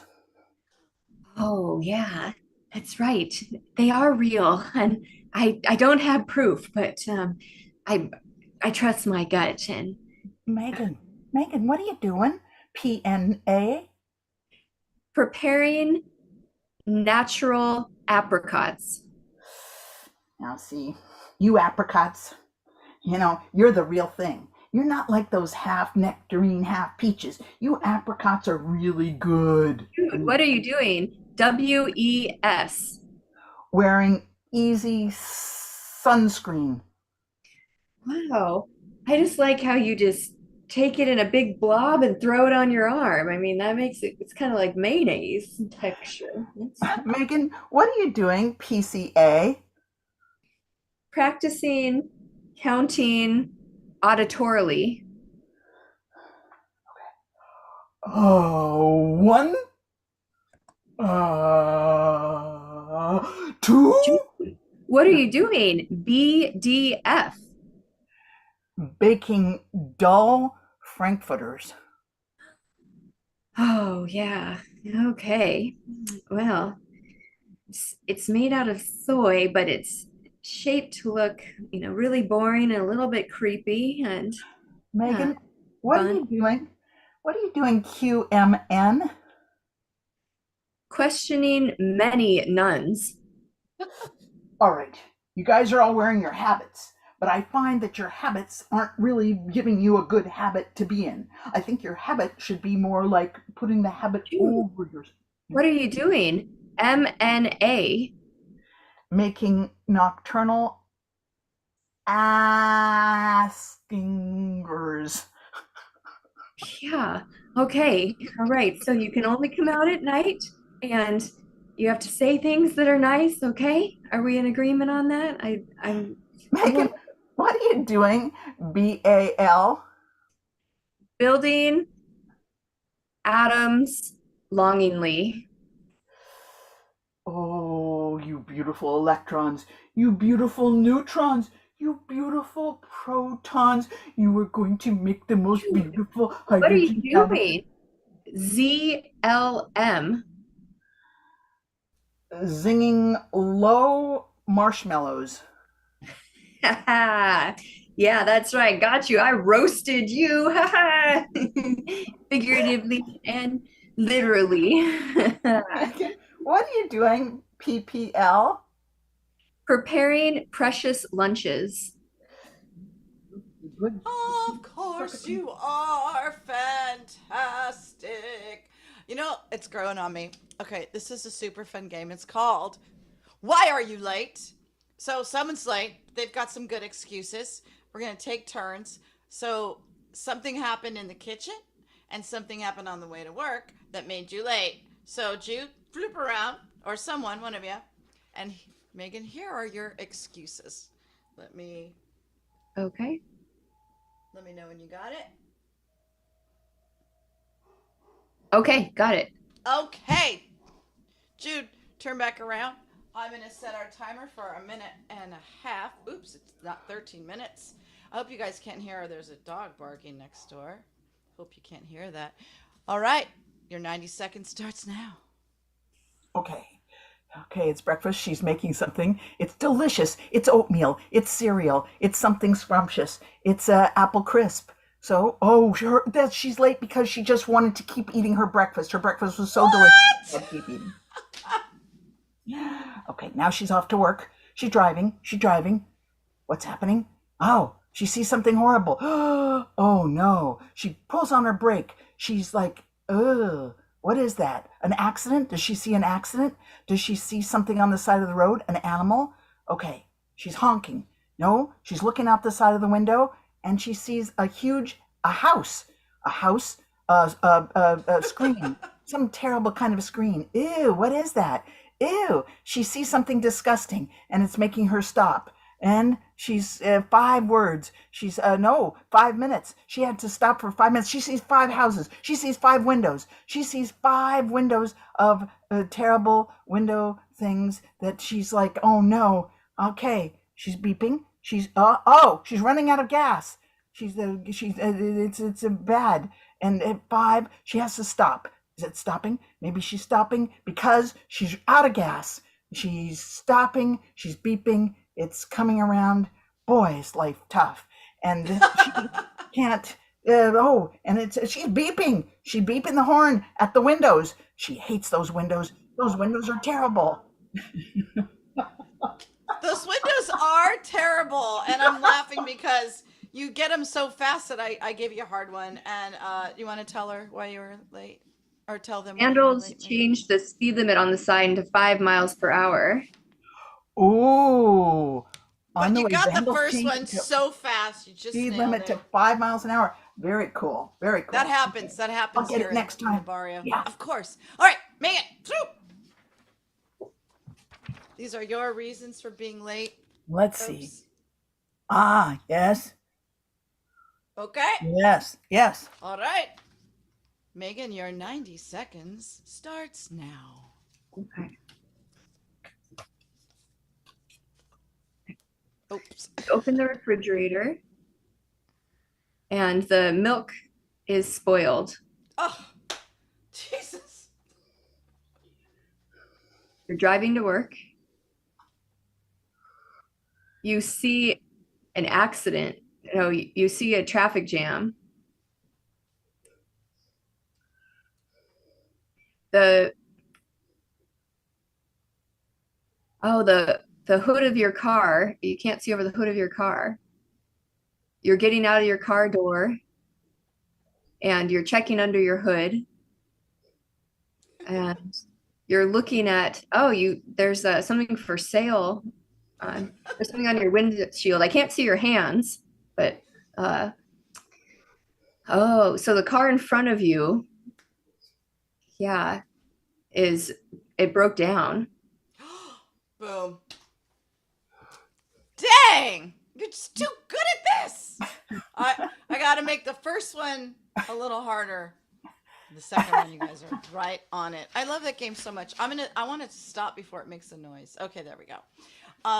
This is our closing game, and it's such a fun one. It's charades. So I have the what's that thing called? GetCharadesIdeas.com, and it gives you the suggestions. So I'm gonna have one of the folks turn around, and I have a timer going, but they always got it. So let me show Megan what you'll be acting out today. Okay, got it. Got it? Yes. Okay, and go. Movie. 4-word movie. First word. The, in, of, to, by.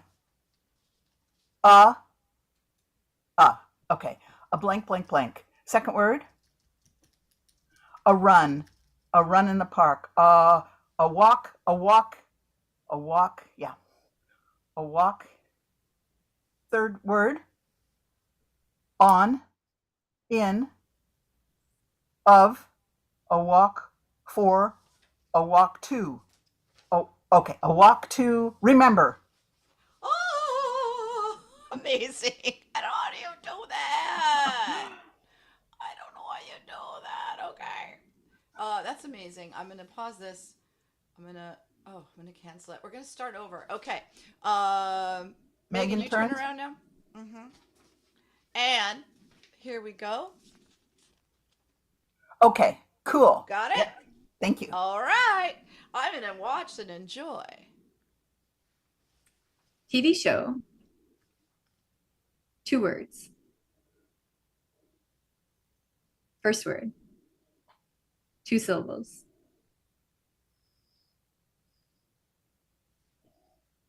Unknown. Mystery. Murder. Strangle. Second word.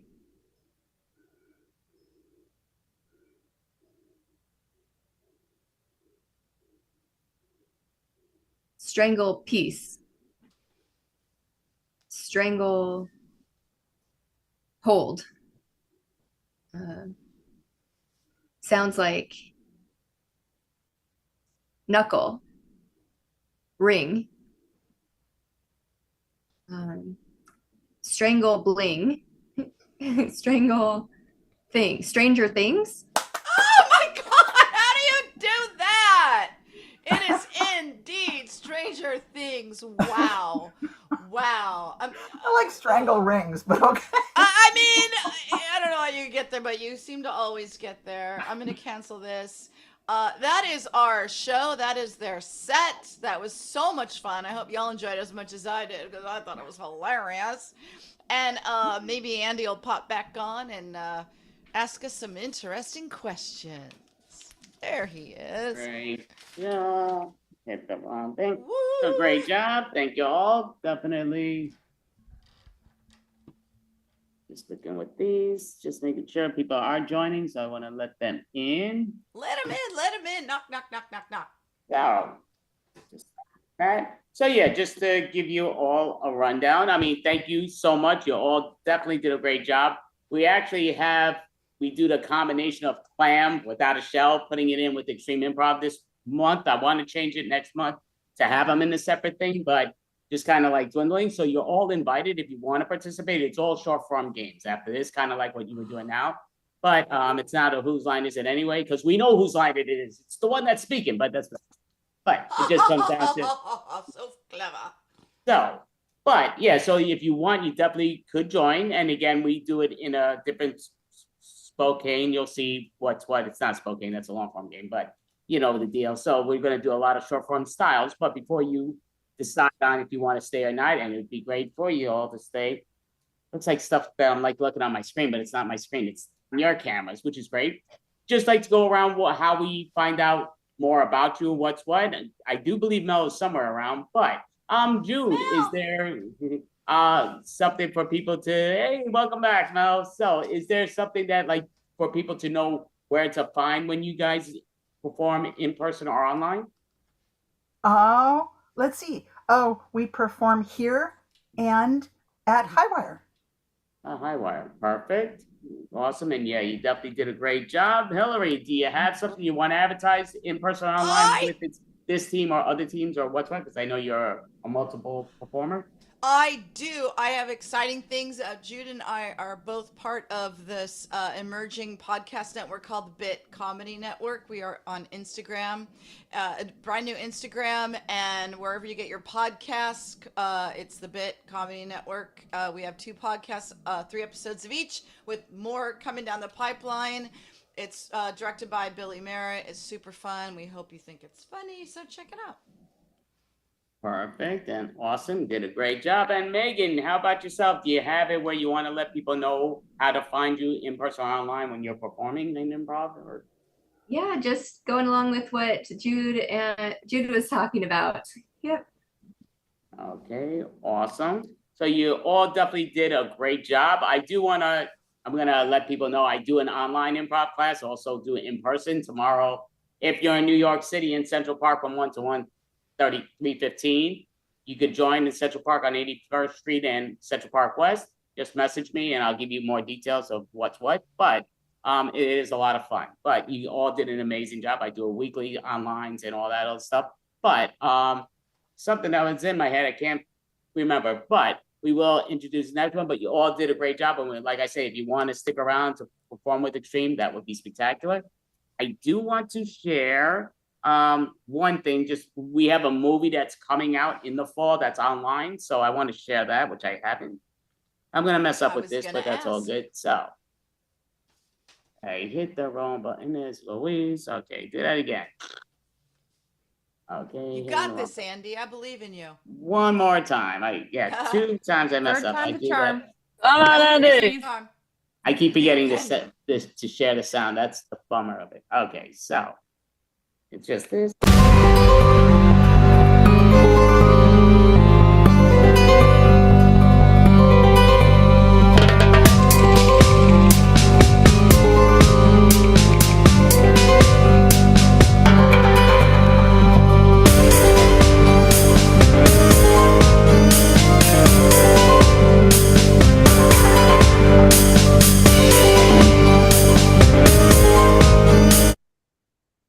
Alrighty, so I think I did that right. All right, let's stop the Very share button. suspenseful music. Is it? exciting. I don't know. Like, yeah. So, but we're there. So yeah. So that's coming out in the fall, and some of the ladies you just saw performing are in it, counting Mel and company. But yeah, so it's going to be a lot of fun, a murder mystery comedy, and it's all coming up online here. So, with no further ado, do you want to introduce the next one? Oh, okay. Hillary, have a great one. Do you want to introduce the? Yep. Absolutely. Extreme improv, joined by Clam Without a Shell. Perfect. All righty. So, in here, this thing keeps kicking me off, but what's up, all? Dun, dun, dun, dun. Team. The host has stopped my video. Oh, yes, I did, because you popped it up. That's why, but okay. You've broke the first and only rule of this. Cameras down, Norm. Done goofed, Norm. Yeah, thank you, Louise. And he didn't do it. He's like there. He did a blank camera with it up, but yeah, it's all good. So, what's up, world? And yeah, here we go. So, I will ask Today you. will be replaced by Andy Amerson instead of David Riley Pastansky. It is indeed the invasion of the body snatchers. I'm going to try my best to look just like and act just like David Riley Pazansky. I'm going to try my best. I don't know if the accent's going to work, but he's got a New York accent when I impersonate. But okay, Mel, can you make yourself number one if it's okay? I mean, number two if that's okay. Gerald number 3, Cap number 4, Louise number 5, and Norm number 6. Just depends on the games that we play, but to here and there. So these are different competitive. They're each competing for the grand prize of nothing. But yeah, so that's where they're all competing. Wait, I'm leaving. Million improv dollars. Oh, bro, great. $1 million. So what the key goes down to, this is a lot of fun though. We're going to be playing some games they probably will know and some games they probably will not know. And I can almost say definitely will not know, but that's all good. So going to number here. So okay, so some reason the Inspector Gadget always in my head, but I haven't watched it in about 3+ decades, but great. Gotta watch it. But okay, so we're gonna be doing many different improv games and at different styles, and they're gonna get point systems and different reasons of why. So the first game, we're just gonna do a pun joke style game. So I do this a little differently than anybody else on the planet, which I don't mind because I like us all perform. Sometimes you might get somebody raise a hand and you get to hear the beautiful voice of, Ryan 7 times. You might hear the beautiful voice of Norm 3 times, maybe Louise twice. No, I want to hear everybody, even though you're all some, we want to hear you all. So we're going to do it in the number order that we're setting. So let me put it in gallery mode also, so we all see it if we're in gallery mode. I forgot about that. But so we're going to do the first pun game that I put here is 101 blanks walk into a bar. So 101 blanks walk into the bar. So each one of us gets to pull out what the blanks are. So I will start. We're all going to use the same 101 blanks, and you're going to get points to people's reaction, as in you guys, and my own personal opinion to the point system, how I do it from what's react. So just saying out of left field, I will always say, you know what, going to say, I forgot what we were doing. Okay, going to say magic markers. Magic markers. 101 magic markers walk into a bar. The bartender's like, what the hell? And they said, just shut up. We're going to mark up the place. 101 magic markers walk into a bar and order 101 beers, and the bartender says, that'll be 1,000 marks. 101 magic markers walk into the bar and the bartender leans over and goes, 101 magic markers walk into a bar, and the barman says, well, you can be here, but you can't stay here for long. But then the markers say, too bad, we're permanent. 101 magic markers walk into a bar, and the barman says, I'm not serving you guys. You're wasted. And they're like, we're not. And he goes, you are. You're all a really weird color. 101 highlighters walk in the bar. Bartender says, wow, 101 of you. This is the highlight of my day. 101 magic markers walk into a bar, and bartender goes, "Hey, what do you guys smell like?" And they go, "Well, I smell like Chris Angel, and he smells like another Penn and Teller." Gotta give him an extra point for the. Okay, I'm not sure why I'm laughing. Just ask Cheryl what it tastes like. 10 points. 101 magic markers walk into the bar, and the bartender's like, what the fudge? Why are you all every color in the book here? What's going on? And they say, you know what? Didn't like your comment, red marker. Mark them up with that rag. Okay, so we're going to push that out the door. That's for those that don't know. That's you failing clowns. Most of you know that. You know you failed a bunch of times. You got the red ink. Go ahead. Now you're going to start with them. Clowns. 101 clowns walk into a bar, and the bartender says, ah! Clonophobia. 101 clowns walk into a bar, and the bartender looks at him and says, I recall seeing your face on an egg. So if you don't know, clowns have certain face paint that they have an egg, and there's a clown museum that has that. Yeah, that's factual and hilarious. 101 clowns walk into a bar, and the barman's like, hey, you're not welcome here. And the clowns are like, why so serious? The wrong type of clowns. Serious ones. 101 clowns walk into a bar, and the barman says, is this some kind of joke? 101 clowns walk into the bar. Bartender says, I'm not serving you. Your noses are already red. 101 clowns walk into a bar. Bartender goes, geez, what's with all the clowns? And then a patron informs him, yeah, the local Ronald McDonald convention just let out, and this is their favorite hangout spot.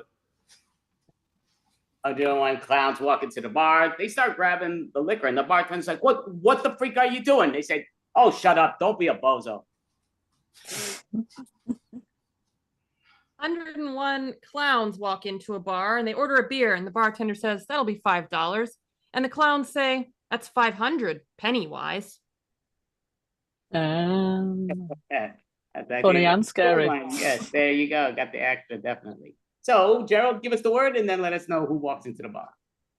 101 dogs walk into a bar, and they're sort of barking amongst each other. And the bartender doesn't understand what they're saying, and he says, what are you trying to tell me? And they're like, roof, roof, roof. It was bad. It's gonna be more of a slight flashback joke. 101 dogs walk into a bar, and the barman asks, Ryan, who let the dogs out? Because they were dogs under him shouting.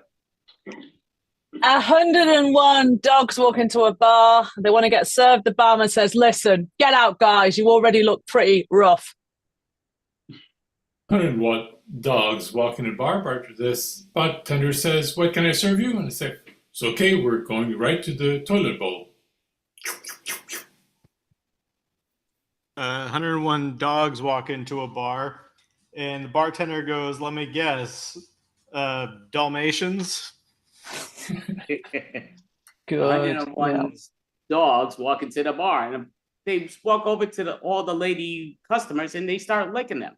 And the bartender says, excuse me, listen, you mutts, what the hell are you doing? They say, I want to lick her. 101 dogs walk into a bar, and the bartender says, we can't serve you here. And the dogs say, why? Are we too blue collar for you? I only get the cartoon reference. I'm the only person who got the cartoon reference. Yeah. 101 dogs walk into a bar, and they're they don't have any fur on, and the bartender's like, "What's going on?" They're like, "We were Dalmatians, but Cruella de Vil took our coats."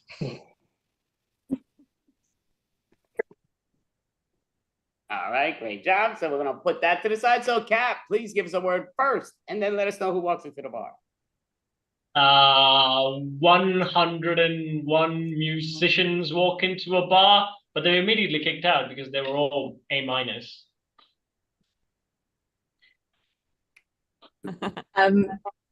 101 musicians walk into a bar, and when they're served, they start weighing out all the drinks and stuff. And the bartender says, "Why are you doing that?" And they said, "Well, because we like to use our scales." 101 French musicians walk in the bar, and the bartender says, "Sorry, we just closed." And they say, "Flûte alors." 101 musicians walk into a bar, and they ask, "Hey, are you guys still serving hamburgers?" And the bartender goes, "Let me go check and see if the beef oven is still running." 101 musicians walk into the bar, and they're just staring at the bartender. The bartender, "Why are you looking at me so weird?" He's like, "Well, musician number 84 over there, he's playing with his trumpet." 101 musicians walk into a bar, and the bartender says, "We can't serve you here." Musicians say, "Why not?" And the bartender says, "Well, because you're not too sharp." I was afraid you were going to steal mine, which was close Ah, to don't that. say that. You weren't going to say that, Gerald. 101, 101 musicians walk into the bar, and they all order drinks. And the bartender looks at him and he says, "I don't think I can serve you. I believe you're minor." Yeah. 101 musicians try to walk into a bar, but they couldn't because they all forgot their keys. Yay! All right, so we're gonna put that to the side. So Louise, please, since nobody's listening to me, but give us the word first, and then let us know who walks into the bar. Oh yeah, the word is train. No one's listening to Andy, please. 101 trains walk into a bar, and the barman says, "I'm not serving you. Last time you were off the rails." 101 trains walk in the bar, and they say, "Come on, line up the beers. We're gonna chug them, chug, chug, chug." Hey, it took mine. All right. Well, I didn't want to do this, but I got to do this one. 99 trains walk into a bar, and while the bros are chugging, they say, "Hey, why don't we run off to the bathroom and do some rails?" 101. Who walked into the bar? No, I'm like, Trains. Oh, trains. 101 trains walk. It's the actual 101 trains walk into the bar, and the bartender's like, "Why are you all walking around the bar so quickly?" They're like, "Because we're on the right track."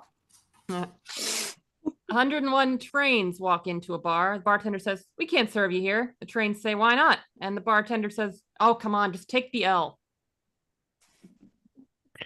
101 trains walk into a bar, and they don't order any drinks. They just order food. And the bartender's sort of surprised by that. And he goes, "Why did you just order food?" And they said, "Oh, because we love to chew, chew, chew." 101 trains walk into a bar, and it all sounded like this. Choo choo. 101 trains went into a bar, and it wasn't long before they were steaming. Great job. So, Norm, you're going to give us a brand new word and let us know. Go for it. Reams of paper. 101 reams of paper are in the bar. The bartender says, "Come at the bar and order." And they say, "Oh, we can't. We're stationary." 99 reams of paper walk into a bar, and two of them get into such a fight that they get into a fist fight, and one of them even gives the other guy a 3-hole punch. I'm gonna ask the dumb question. What was the question again? I mean the answer? Papers. Papers. Reams of paper. Reams of paper. Reusable paper. That's what I thought. It was. Okay, 101 reusable papers walk into the bar, and the bartender's like, "What the freak? What's going on?" They're like, "Listen, sorry, we've been used, and we're pretty shitty." It's like, 101 reams of paper walk into a bar, and the bartender says, "Oh, that's why our printer's always out of paper." 101 reams of paper walk into the bar, and the bartender looks at him and says, "You guys look a little young. You're wide rule?" 101 papers walk into a bar, but they were kicked out because it was full of scissors. 101 reams of paper went into a bar, but they just stood around the sides, and the barman says, "Why are you stood by the sides?" And they went, "Oh, we just like to hang around the margins." 101 reams of paper walk in the bar. Bartender says, "I'm not serving you. You didn't pay last time." And they say, "Come on, you can write it off." a great job. We're gonna do this one more time, and we'll be done with this one. But let's see, Ryan, what 101 walk into the bar? 101. 99 plus 2 is 101, but go for it. Yeah, you owe us 2 reams of paper. 101 math teachers walk into a bar. Just 2 reams of paper. Yes. 101 math teachers walk into a bar, and one of them is extremely health conscious and asks the bartender, "Hey, is the vegan burger made with mushrooms or soy?" Bartender goes, "Nah, it's algae, brah." 101 math teachers walk into the bar and they start ordering everything off the bar, and they're ordering like crazy, and they get this humongous tab. So at the end, bartender goes to them, they're like, "No, well, we're already paid for. We're good." They're like, "Well, what the freak are you talking about?" He's like, "Well, 3 of your kids are in our classes, and the best is going to fail unless you pay our bill." 101 math teachers walk into a bar and they drank a lot and they started just talking. You could say it was a real tangent. Yes. Oh, yes. 101 math teachers walk into the bar, and the bartender says, "Hey, I got a joke for you guys, math teachers." And they're like, "Yeah, we are." He goes, "I got a dad joke for you. What did the concept? How does What did the constipated mathematician do? He worked it out with a pencil." Is this a joke? Is this a joke within a joke? Yes. You're going to hear 101 of them. Okay, the next guy said, Let me tell you. I can't even follow shit now. 100. Did he steal yours? How many numbers of mathematicians or math teachers walk into a bar, but the barman like lost count because he had dyscalculia? Probably something I had to. True. I mean, I feel you. So do I. 101 mathematicians go into a bar. The barman says, "Hang on, wasn't there 99 of you yesterday?" And they said, "Yeah, we're multiplying." 101 math teachers walk to the bar, and the bartender says, whoa, it's a maximum capacity of 50 here. The others wait outside. And they all yell, "You will not divide us."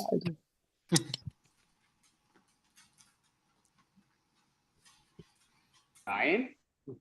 Oh, back to me for. You're back, baby. Bring it Okay, back in the game.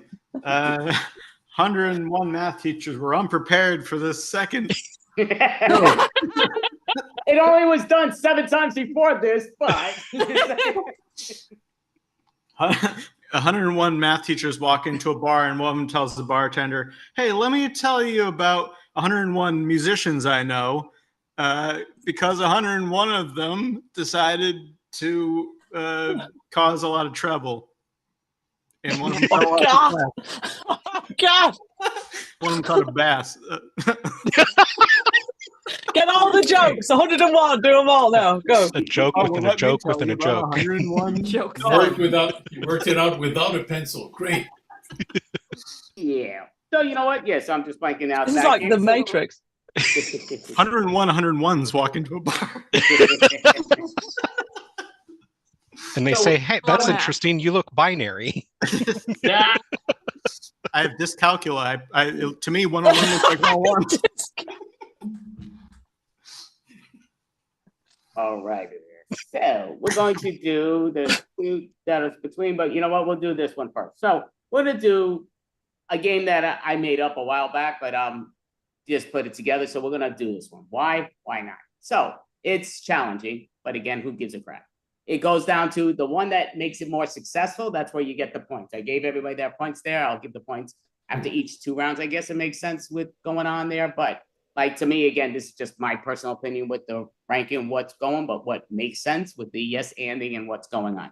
So the key goes down to every word. I'm going to do a scene with Mel. So everybody's going to get to do this scene twice. You one time going to be removing the first letter of every word you say, unless it's a one word, one letter, then you could just say the word because it's only one letter. But if it's 2 letters or more, you're going to remove the first letter of every word you say. The other person is going to respond as if this is normal scene and respond to you. So both points, people get points. The only one that doesn't get points is yours truly, but you know the deal with this. So Mel did this once with me before, so she knows the game, but I'm going to do it where I'm going to give it where I'm taking, remove my letters. So we all get the idea. So just going to say like for the situation, we're going to say cartoon is our suggestion, Mel, and you will start because you're just going to give me regular words and I'll answer taking out a letter in every word. Go for it. So you're not the real Bugs Bunny. You're just a mascot. Horse. I. O. Ow. Right. Tuh. Well, I wanted to meet the real Bugs Bunny here at Cartoon Network Land. O. I. Rye. Y. S. At. Our. Rye. Another E. Maybe I should try my best and get in that costume. I bet I could do a better job than you. Oa. Ari. Betty. O. Oa. And it. Tuh. I bet you can't even eat a carrot in that costume, can you? L. I. N. Rye. Ut. T. Abusing. Well, good thing I brought a bunch of carrots for meeting Bugs Bunny. Go ahead and try it. I want to see you try. Wisdom. Ease. A. Ache. It's not a piece of cake. It's a carrot. His. Lot. Order. Hen. I. Halt. Uh-huh. I figured as much. So how about I take over that job of yours then? All right, and we'll call same. So there we go. That's the thing. So Here's a bill. Yeah, just ramped it up to the advanced level for us poor beginners here. Only Mel But you know understood. But you know the weird thing? I thought this was going to be really complicated. But again, I didn't really get anything that Andy said, so you can just make stuff up. Who cares? Yeah, just make noises. The only Nobody the will only know. part I I'll be got was honest about with the you. cake. If you open up your dictionaries, guys, I said it perfectly. Just now. Perfect. Perfect. Perfectly. Look up perfect in the dictionary. Oh, No. So now Mel is doing the same thing. She's removing each letter unless it's a 1-letter word. So again, realize if I say, you know, like this, I'm gonna say his. Just what the removing it, but you're removing each letter. So Gerald's gonna answer everything as if he knows what the hell she's saying. But it's gonna be and your suggestion will be saying TV ad. So you're gonna start, Gerald, and then Mel's gonna respond with taking out the letters. Why are there so many stinking television ads during the Super Bowl? It's just ridiculous. And actually, it's even worse that they're on during Puppy Bowl. Well, because adist adux. But it's the same ad like 500 times. Isn't that a little bit crazy? Yeah, it's called rainwashing. I could only imagine how cheap products could be if they didn't, pay what, I don't know, 10, $15 million for 30 seconds this year. That's art of land. You're exactly right about that. It's just mind-boggling, and I just imagine how cheap stuff would be if they didn't advertise stuff, and it's stuff you would want. Hey, af u program or eind u ont stuff. That is sad but true. You're exactly right. I wonder if they have the same issue or as bad of an issue in the UK. Too bad Andy's not here to tell us that, or not Andy, David. Yeah, I also at US and UK confused. Agreed. Even though we speak the same language, it's really different though too. Sort of like this. I ain't really difference. True. Thank you. So good there. So your points there. And So remember, folks, yeah. Mel is a linguist graduate. He went to school to study how to speak properly.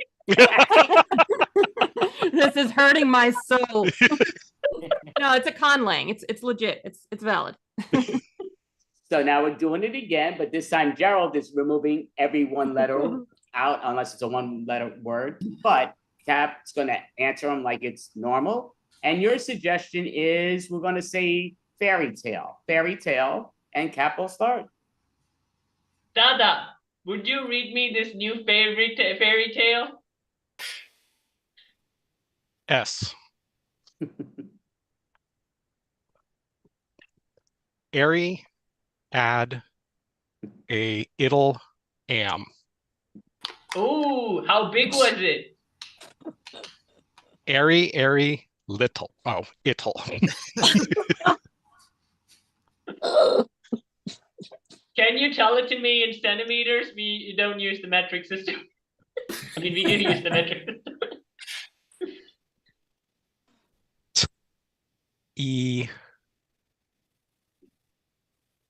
Free intimeters. Got it. Airy einie.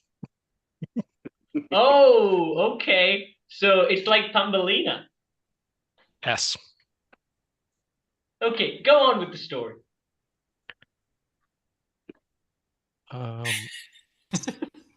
East as height.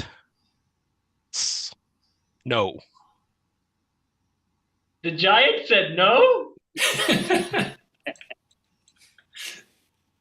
And in eater umpkin eter. The giant ate the lamb? S. And he oos. And he pooped it out with a pencil. What kind of fairy tale is this, Dada? Oh. Not a insel. A ottle. Aristotle, he wrote this fairy tale? And we're golf teams a great job. So we're gonna put that to the side. Ooh. Again. So Cap now is gonna remove a letter from the first letter of each word, unless it's I just learned English. You're not getting out of this. And Louise is going to respond to you like it's a normal conversation, and she will start it. And your thing is, this is a job interview right now. So Louise is going to start job interview. So we lost the last guy because he was stealing from the warehouse. Tell me about your CV or resume, whatever you call it. Good. Good. Good. Okay, which school did you go to? Into Ellich. Great school. My daughter went there. Great. We can get on so well. I'm thinking you've got some good personal qualities. Why don't you tell me about those? I know English and milk. Who angry? I have never been so offended in all my life. You better say something nice or else. Who oh. Oh yeah. No, I definitely think that's true. Yeah, no, you've won me round again. That's absolutely wonderful. I wonder if you could give me some words of wisdom that, maybe that a relative of yours told you.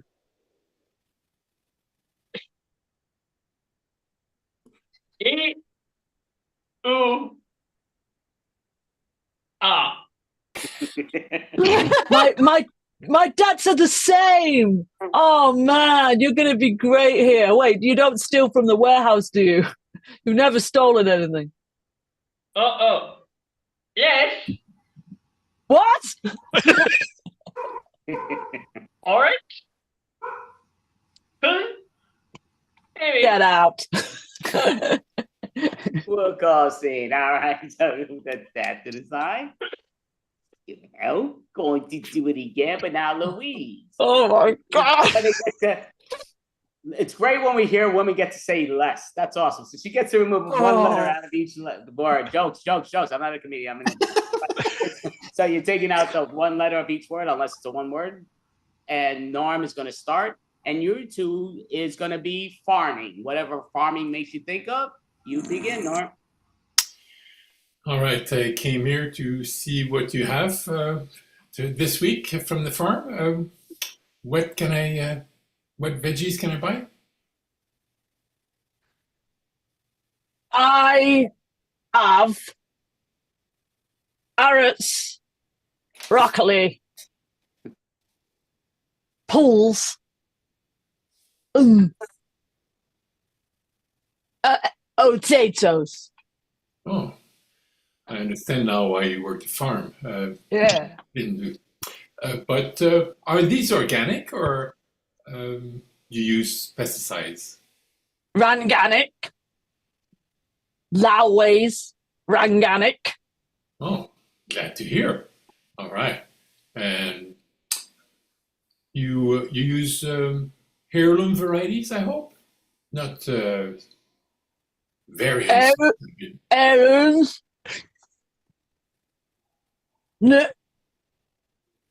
Round. Organic. Vegetables. And fruit. Oh. Every day. Okay. All right. Well, great. What's the best deal you have this week? It's fake vegetables are rice. Huh. I thought I heard that from the same thing from the dog. Yeah. So. R-O. Yeah. Yes, Marmaduke. What if I buy many? Would I get a better price if I buy a lot? Or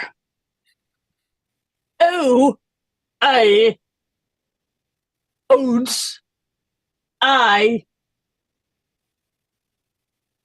a king. Ka-ching?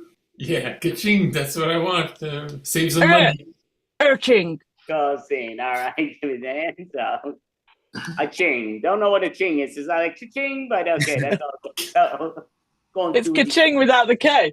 we have to do the sound effects as well without the letter. So Norm is now taking out one letter of each word. And I mean, the first letter of each word. And Ryan's going to be just acting like it's makes a lot of sense. And you two are going to be, we're going to say you two are a lunchtime break at a job. So you're at a lunch break at the job. So you'll begin, Ryan.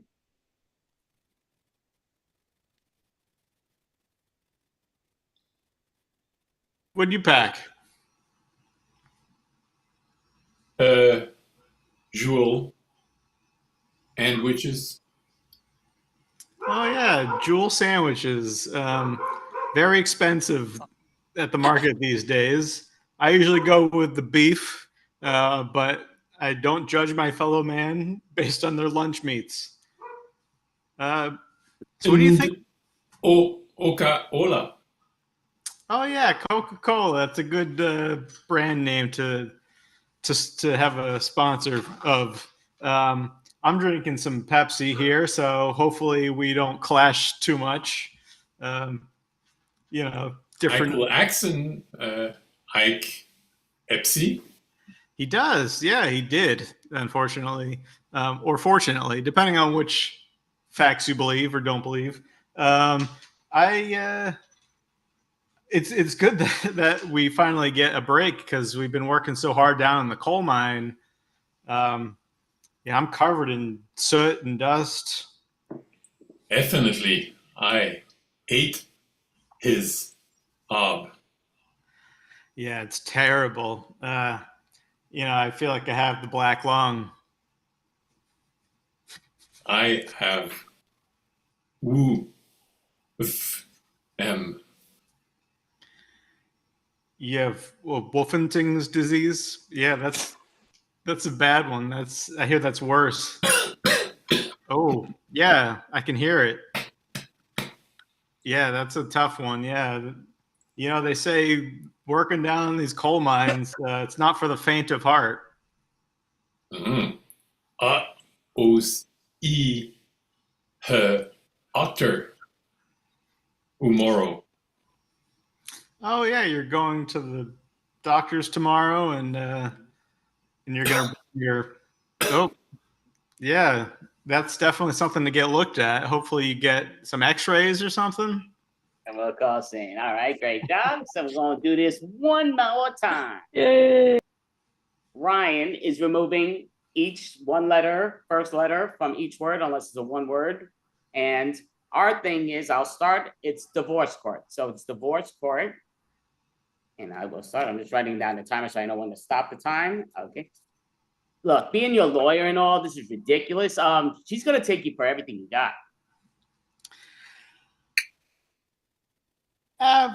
Nothing effed.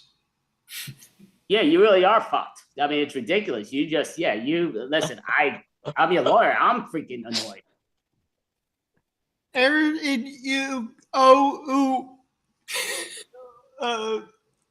Ool.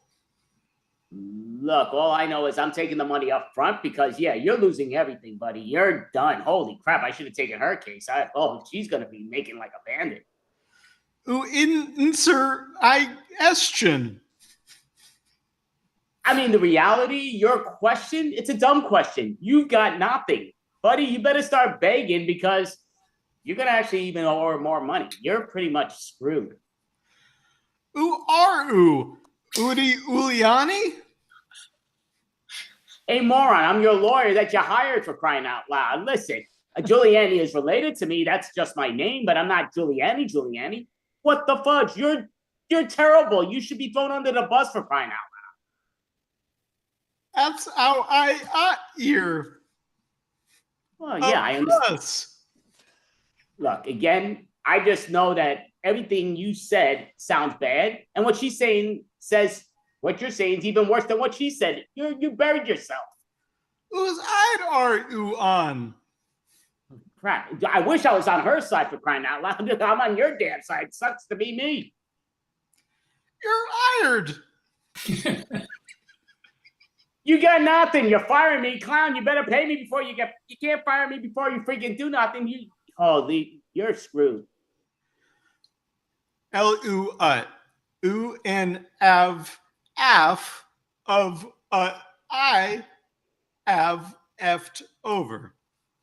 You know what? Freak this. I'm going to court. I'm going to sue you for freaking wasting my freaking damn time. Holy cow, this is a waste. And we'll call scene. All right, so give me something. Oh, I'm gonna Boy, mark you're up. suing me for firing him.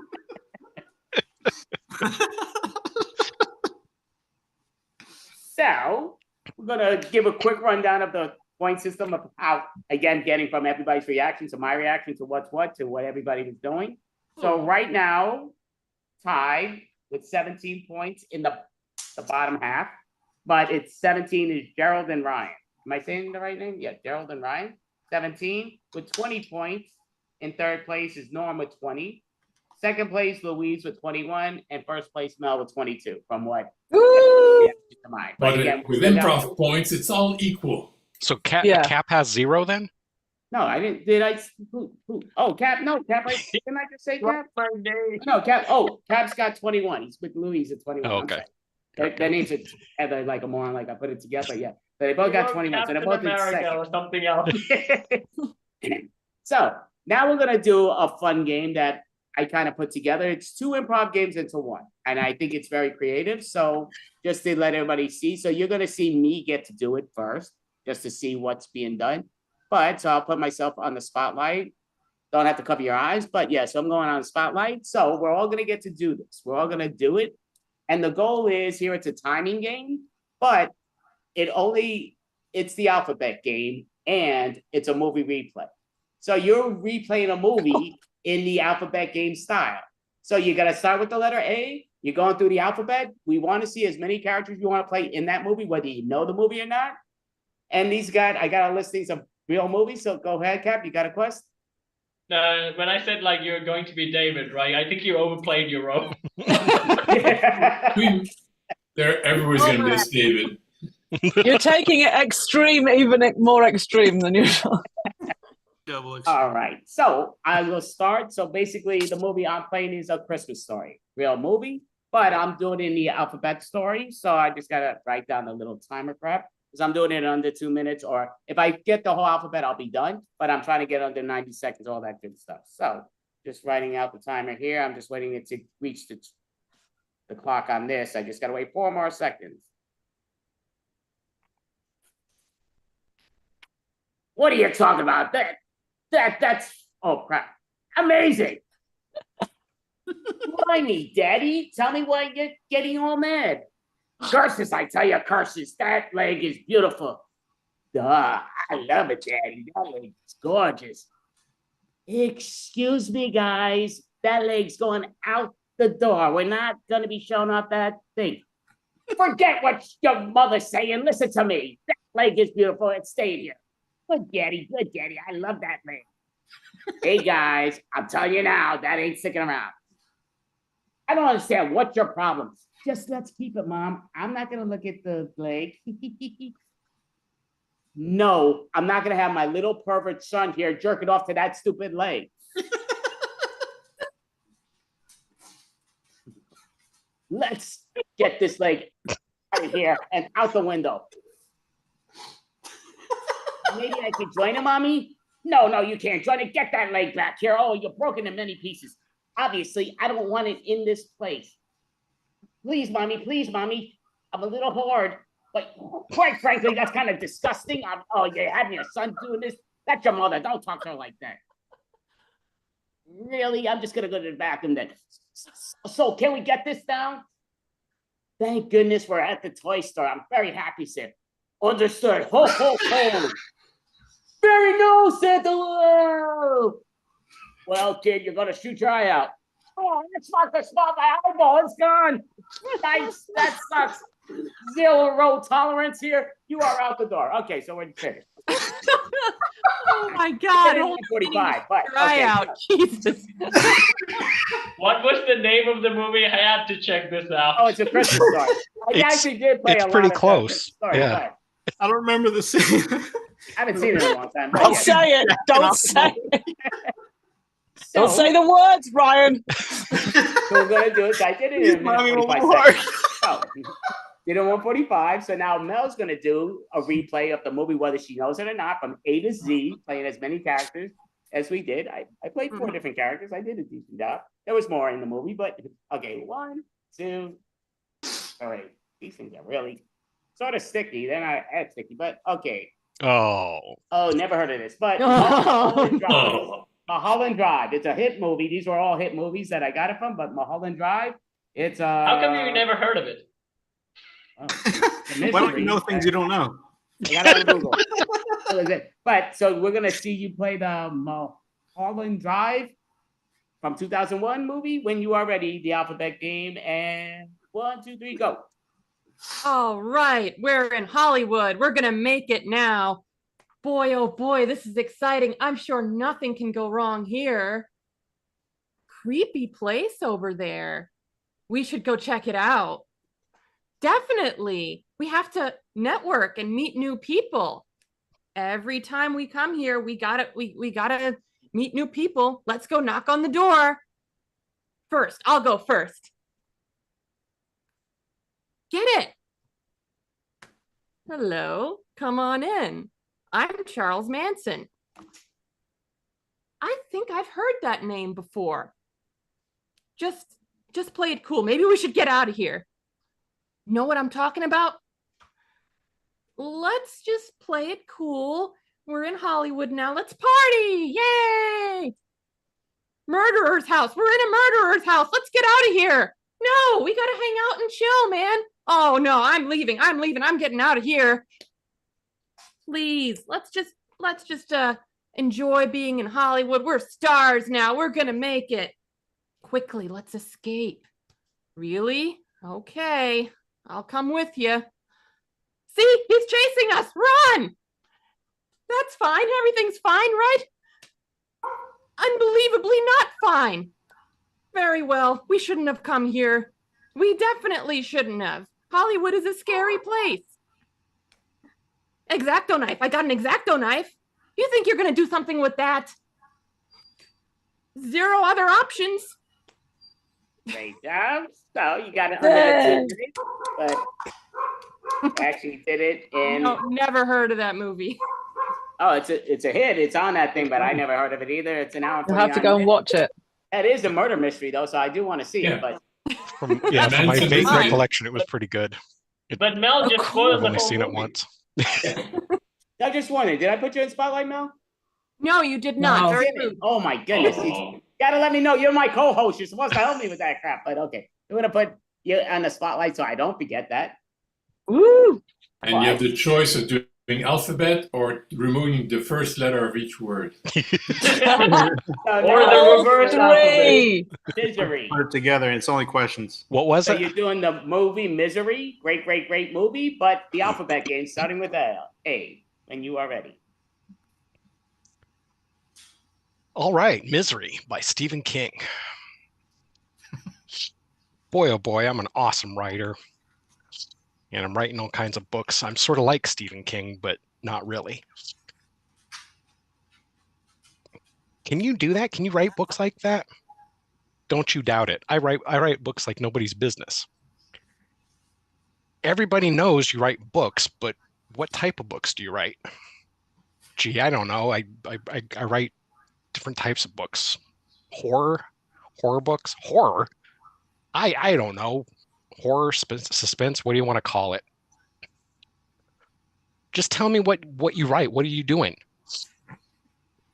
Knives? Why do you have a knife? What are you doing here? Look. I'm a crazy stalker and I've held you at knife point and tied you up. Misery, that's exactly what this is. Absolutely misery. I'm all tied down and I don't even know what's going on. Nope, you don't even know half of it yet. It's just begun. Oh man, I'm getting scared now. Probably should have thought about that earlier when I held the knife at you. Quiet.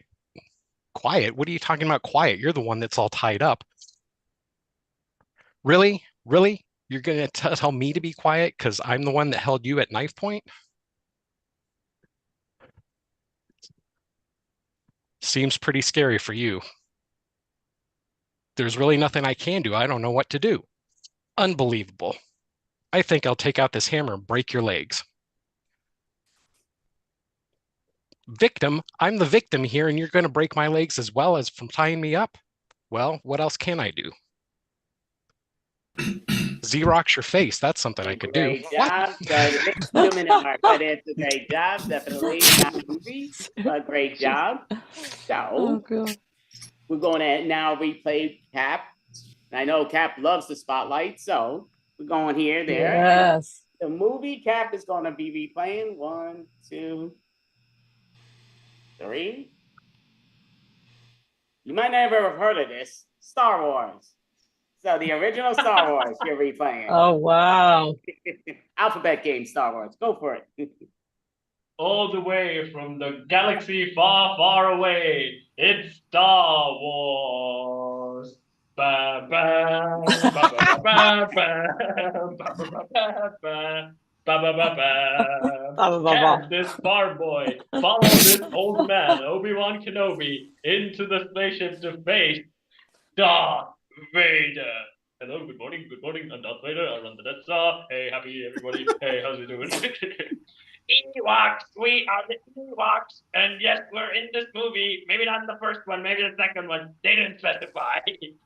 Far off in the distant galaxy, there's also Warhammer happening, but we're not going to focus on that right now. We're just going to focus only on Star Wars, grounding it back. Han Solo, we need to go and save Princess Leia. This is going to be awesome. I totally agree, and I'm gonna sleep with your sister. Jesus, it's Darth Vader, and my sister's extremely hot. I don't know what to do with this. Maybe we'll explore it later. Okay, don't do it, kids. I'm your dad. Just don't do it. Let's all get away from the Death Star. Minus 30 seconds after the break, intermission, the film continued. No, those were my children, and they were gonna sleep together now. I must stop it. Obi-Wan, guide me with the Force Ghost. I need to know all about the birds and the bees. Patience, my young Padawan, patience. But first, do not sleep with your sister. I repeat, do not sleep with your sister. Qui-Gon Jinn here. I at least think you should at least kiss her. Then it's weird, but it's not that weird. Great job. Past the 2 minute mark, but yes, great job. I don't even know if he did it in alphabetical order. That was kind of going like, what's going here? But it's great job. So now Louise is going to play the movie. So we're putting her into the spotlight. I was scared. Alphabet murders. Style, but 1, 2, 3, and this is your movie. Great movie, Raging Bull. Raging Bull. Jake LaMotta, Jake Raging Bull. So when you're ready, the alphabet game in under 2 minutes is your goal. All right then, Robert De Niro. Bad man I am. Can you box? Don't know about that, but by the end of the film, I sure will. Even at the beginning of the film, you put a lot of weight on for this role. Forever, I shall fight if necessary. Good one, Robert De Niro. How about I enter the ring right now? I think you should. Just about to go in. Calvin! There's a boxing match happening. Look at that. It's Robert De Niro in the ring. Marjorie, I can't believe it. Never seen that before, have you? Ordinarily, I don't really like boxing, but it's actually quite good. Perhaps we should take up boxing. Quite far, Margaret, to be honest with you. Well, really, we should give it a go. Sometimes I think you're mad, Margaret. Today's the day we should start our new life. Unreservedly so, Margaret. Well, let's watch the boxing. Very good boxing.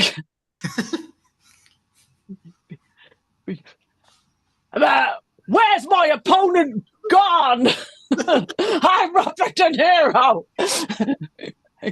Extreme fighter. Yes, he's good, isn't he? Z-Wiz. Amazing stuff. I think that's it. Football scene. So she did. I've never seen it. Did I get away with? Well, you know Perfect. Robert De Niro was in it, so that part you got right. But And it was Marjorie. boxing. About boxing. Right. no, but great job. So she did do it under the 2 minutes, just a little under the 2 minutes, but she did skip the letter N, but that's all good. If we replay the thing, you could see it. Maybe I'm wrong, but I think you missed it. Well, I'm going to be watching this back, I'll tell you. No You're gonna way. protest. You want to speak to No. that great lawyer? There you go. We got it. But okay, so Norm is now going to You fuck my replay wife. it. So I'm going to mix these up. 1, 2, 3, and this is the alphabet game movie of Legally Blonde. This is a give me to Norm because that's his favorite movie. Legally Blonde, Norm. You ready? All right, I just graduated. Blonde I am, and successful as well. Can beat all those guys at this. Don't belong here, lady. Get out. Everybody should have a chance to perform legal services. Frankly, we don't care. You're not one of us. Good. Well, I'll do it on my own. How about you do it over there? Because not with us, not this firm. I shall start my own firm with this little dog. Just call us afterwards, because that's a cute dog. Know this, I will be better than your firm. Well, let you try. Man, they're all the same. No, we're not. We're just misogynistic. Oh, yes, you are. I'm gonna prove it. Prove it then. Question the court. Right, lady, what's your point? Stop the presses, I've got a declaration to make. Too late, the trial started.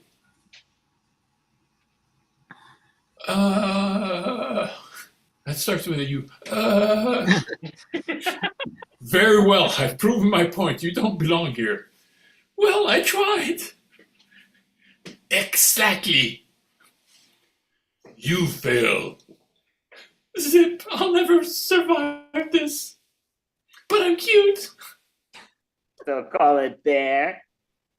Did cheat with some of those one-letter words, but it's all good. So great job. Wow, I mean, that was such an accurate recreation of the film. I definitely think it is your favorite film, obviously. That was obvious.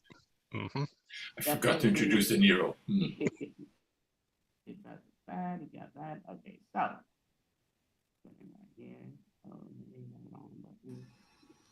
Yeah, I'm giving those. Okay, so we're doing this one more time. So did we save the best for last? It's all up to Ryan to tell us. Did we or did we not? We'll find out. How do I spotlight? All right, spotlight. Dun, dun, dun. So the alphabet game, replaying this movie. 2, The street next to Mulholland Drive. Goodfellas. Goodfellas. Oh, great.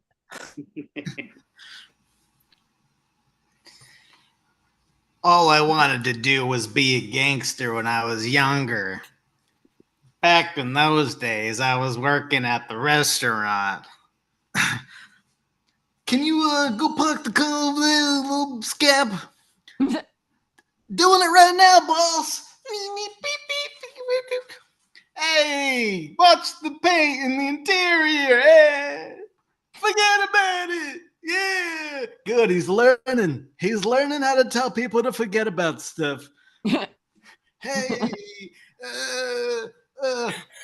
Flash. I'm going to go get the papers. Get the papers. Geez, that guy should go see a neurologist, I think.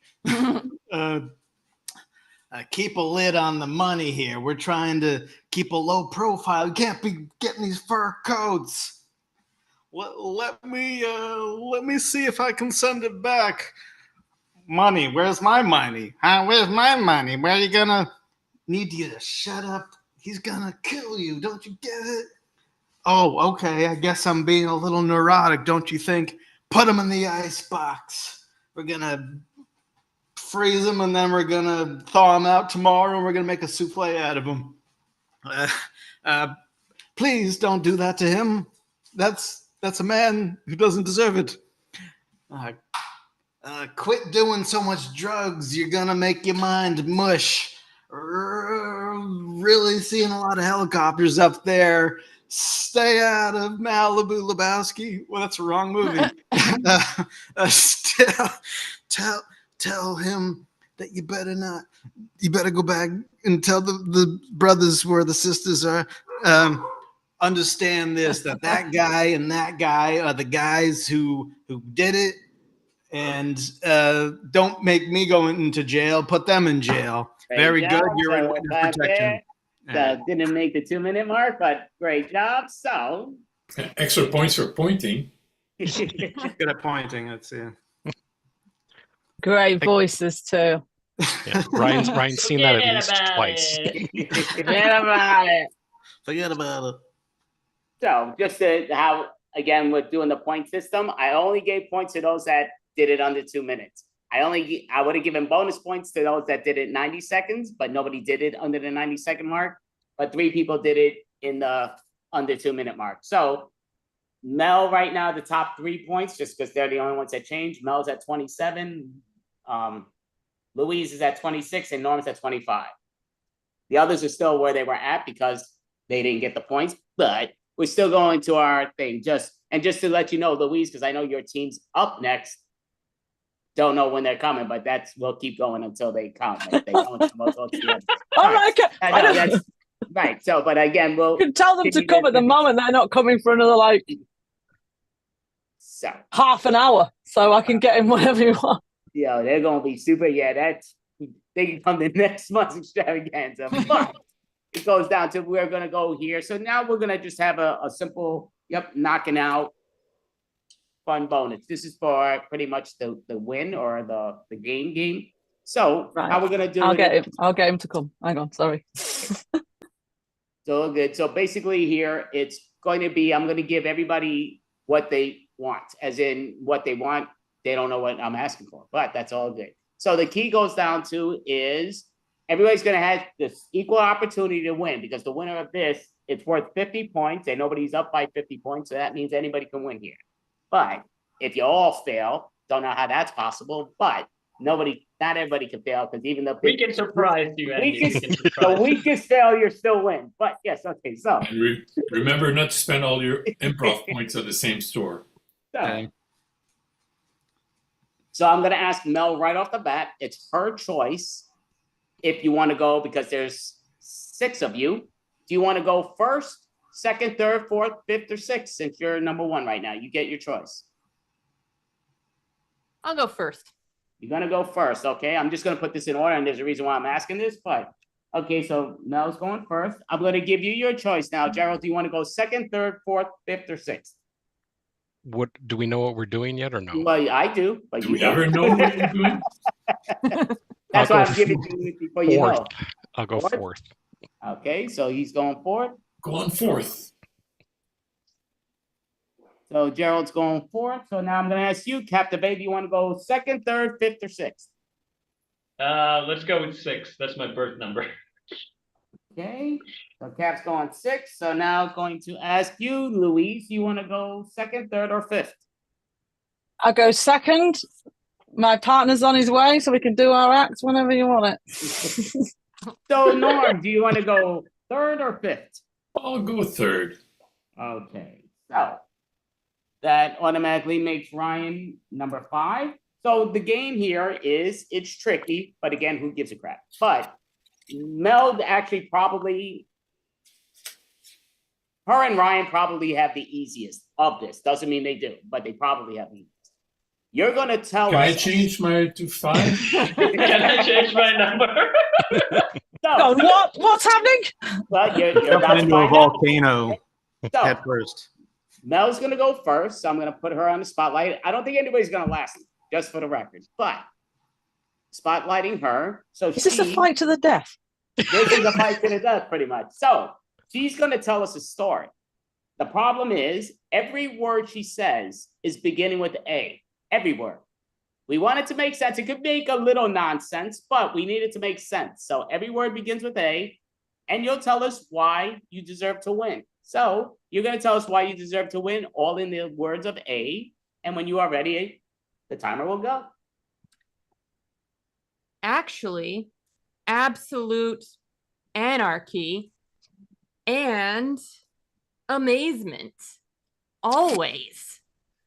Anyway, acting affably.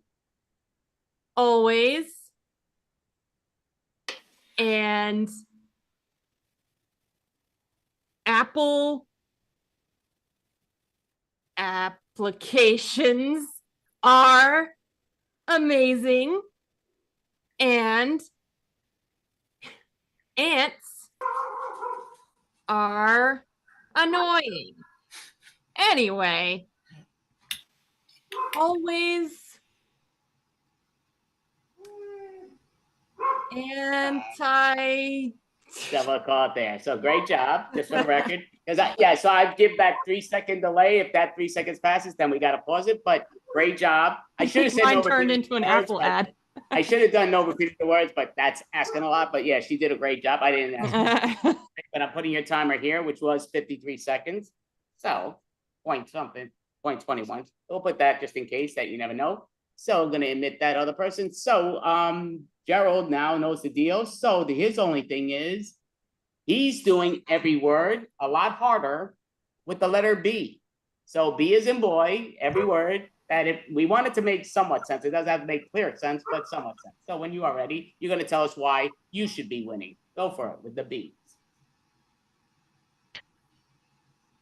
Being beautiful boy, boisterous, boastful, bodacious, barking. I got nothing else. All right. That was good. I will tell you one thing. You said it super quick. Like if you Yeah. slowed it down, you might have had time. Yeah, Mel was very slow. Started strong Great there. job. Great job. But we already know. So Mel's still the person to beat. So now Cap is going. Oh no, what? I forgot to put the order. Oh yeah. Did I mess up that order? I did. Yeah. Yeah, it's That all was right. but I chose third. so it was actually Louise was number 2. So Oh, yeah. you get another chance, Gerald. That was my fault. I mean, No, that's because fine. I put everybody out of order. That's my mistake. So right That's now we're putting. I'd be happy for Mel to win at this point, you know. Well, she's got a great chance winning. So right now, wrong person again. I'm all these buttons I get. So What? I'm trying to look. Oh no, I did it right, Louise. It's yes. me. It is me. Yeah. It is it. You look just like her. Yeah, my mistake. Okay, so everything you're doing, you know what we're changing? Yeah, we'll keep it with the same letter. So you know what? You're doing everything with the letter B. B as in boy. Wanted to make sense. Oh, you know what? No, You he know- already did B. Yeah, we Yeah, already he did was B. done. So We we're can- gonna- yeah. We're doing the letter G as in George. G as in George. J. G as in J. George. Go for it. Goodness. Girls. Great. Going gold. Got goods. Giving golf. G. Gorgeous. Ginormous. Gnome. Great. Guts. Growing. Groin. Going. Great. Gosh. Glorious. Goop. Golly. Glee. So we gotta call it there. That was but great job. She actually passed the time limit on that, so she did 112. So great job. Even though I don't know what the hell she was saying in half those words. But yes, Yeah, I think everyone stops making sense after like They were genuine Oh, no. English words. Oh no. So we are putting. Oh, They were British English. You wouldn't know. now we're putting She wouldn't Norm. know British words. So Norm. So yep. We just again, it doesn't have to make total sense, but it needs to make somewhat sense. So you're going to do everything with the letter C and tell us why C is in cat, why you deserve to win. Careful, cause can cause catastrophe. Cheating can't correlate chatter, clitter, cause scrumptious categories can concoct. Well, I have to call it that. You hit that 3-second mark before you said that third one. Hit the 3 second. I'm looking at the timer. That's why you kept missing it. But that one, you were right on it. But great job. So we're going to have it to the next one, which is that was Norm. So it's still the person to beat right now is Louise because of the timer. So Gerald, you're going to get to do it again. No, but- I take the loss on that one. That's All right.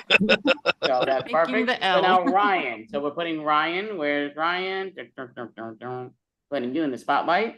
And your letter is E, as in Eric. So everything we wanted to make somewhat sense, but not total sense. Even though we wouldn't mind if it's total sense, but everything with E when you are ready.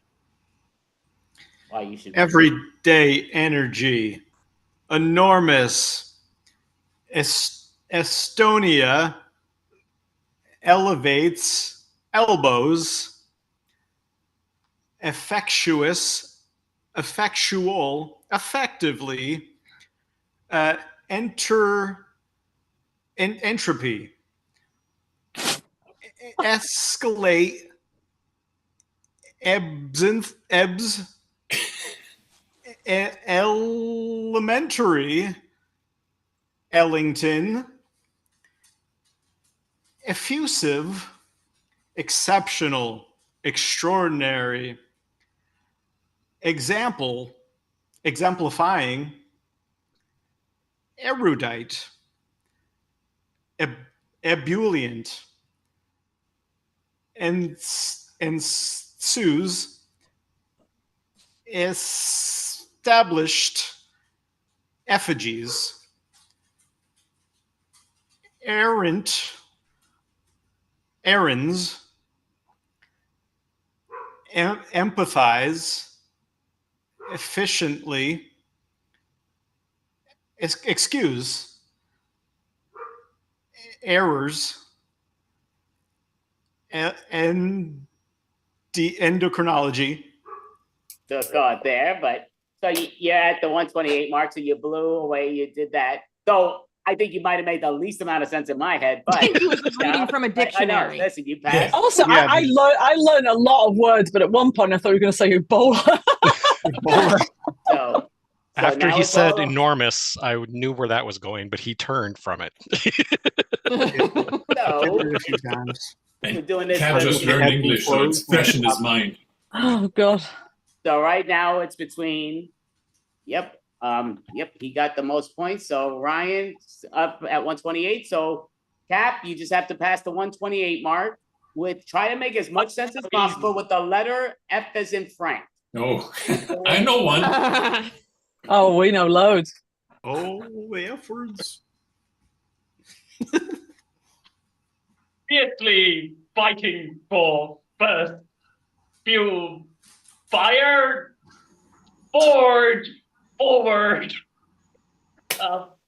facing formidable foes finding focus fast footwork feel fulfilled fortunate favor feeling feeding ferocious flames, future fantasy, feature final, flourishing beat, frankly failing feels foreign,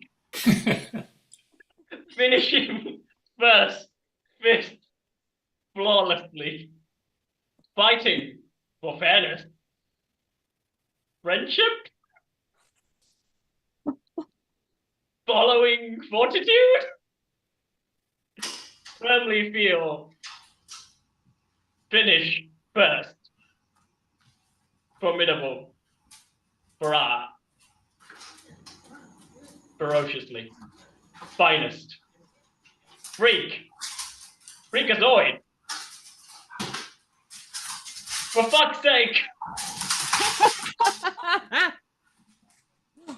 And we'll call it there. So we actually Yay. did pass the mark on that, so we have Good to give job. it to Captivate. So Oh, with that, come on. That's brilliant. Well done. Yeah, you I just was learning actually this going to say, I expression was shocked that line. you didn't use the F word officially, but you did at the end. But go ahead. Here's the thing, people. I'm going up against a linguistic master's degree guy. So I did the smart thing. You were going what alphabetical order, so F. So I typed in ChatGPT. Just give me words. Boo. Cheated? Oh, Cheater. Fine. I thought about it after the fact. I didn't even think about it because I'm very naive. So we I will just go had around. Your for me. diploma for the win. I knew that was we will go ChatGPT around generated. just for the record. We will go around just to see where people can find you online or in person if you want to advertise to where you go. So Mel, just right off the bat, where do you want to let people know where they can find you online or in person if that's your performances? But yeah. Sure, you can find me at mel.licious on YouTube. I post sketches, I post some stand-up. I got 2 sketches up there now, so check them out. No, definitely check her out. She is brilliant. She's very creative. Great job, Mel. Gerald, What the do you have a hype? website so people know how to follow you or where to follow you online? Typically I'm on, I have not been for a while, on Geek Battle and Extreme Improv. And I do have Instagram, but I don't check it that often, and it's at Gerald Geek. All right, definitely try to follow him. No question. And now we'll go to Louise. Louise, do you have a website you want to let people know about? Or You're gonna see me in the next act in a minute, but if you want to see me online, it's louisecrooms.com. I'm online with Queen City Comedy and in person with Glossop Improv. I'm going to the Robin Hood Festival in Nottingham in real life if you want to go there. Robin Hood. Awesome. I'm Yeah. down to go. Yeah, you're paying for our trip. I'm there. Yeah, Yeah. it's on me, baby. Wait, how much is it? Put it online. Do you have anything you want to advertise to let people know where to find you? Well, don't try to find me. They just relocated me here. I'll need a new name, new identity. No. Don't. Pass. It's Henry Hill. And Brian, do you have any site that you want to let people know where to follow you in person or online? Site on scene.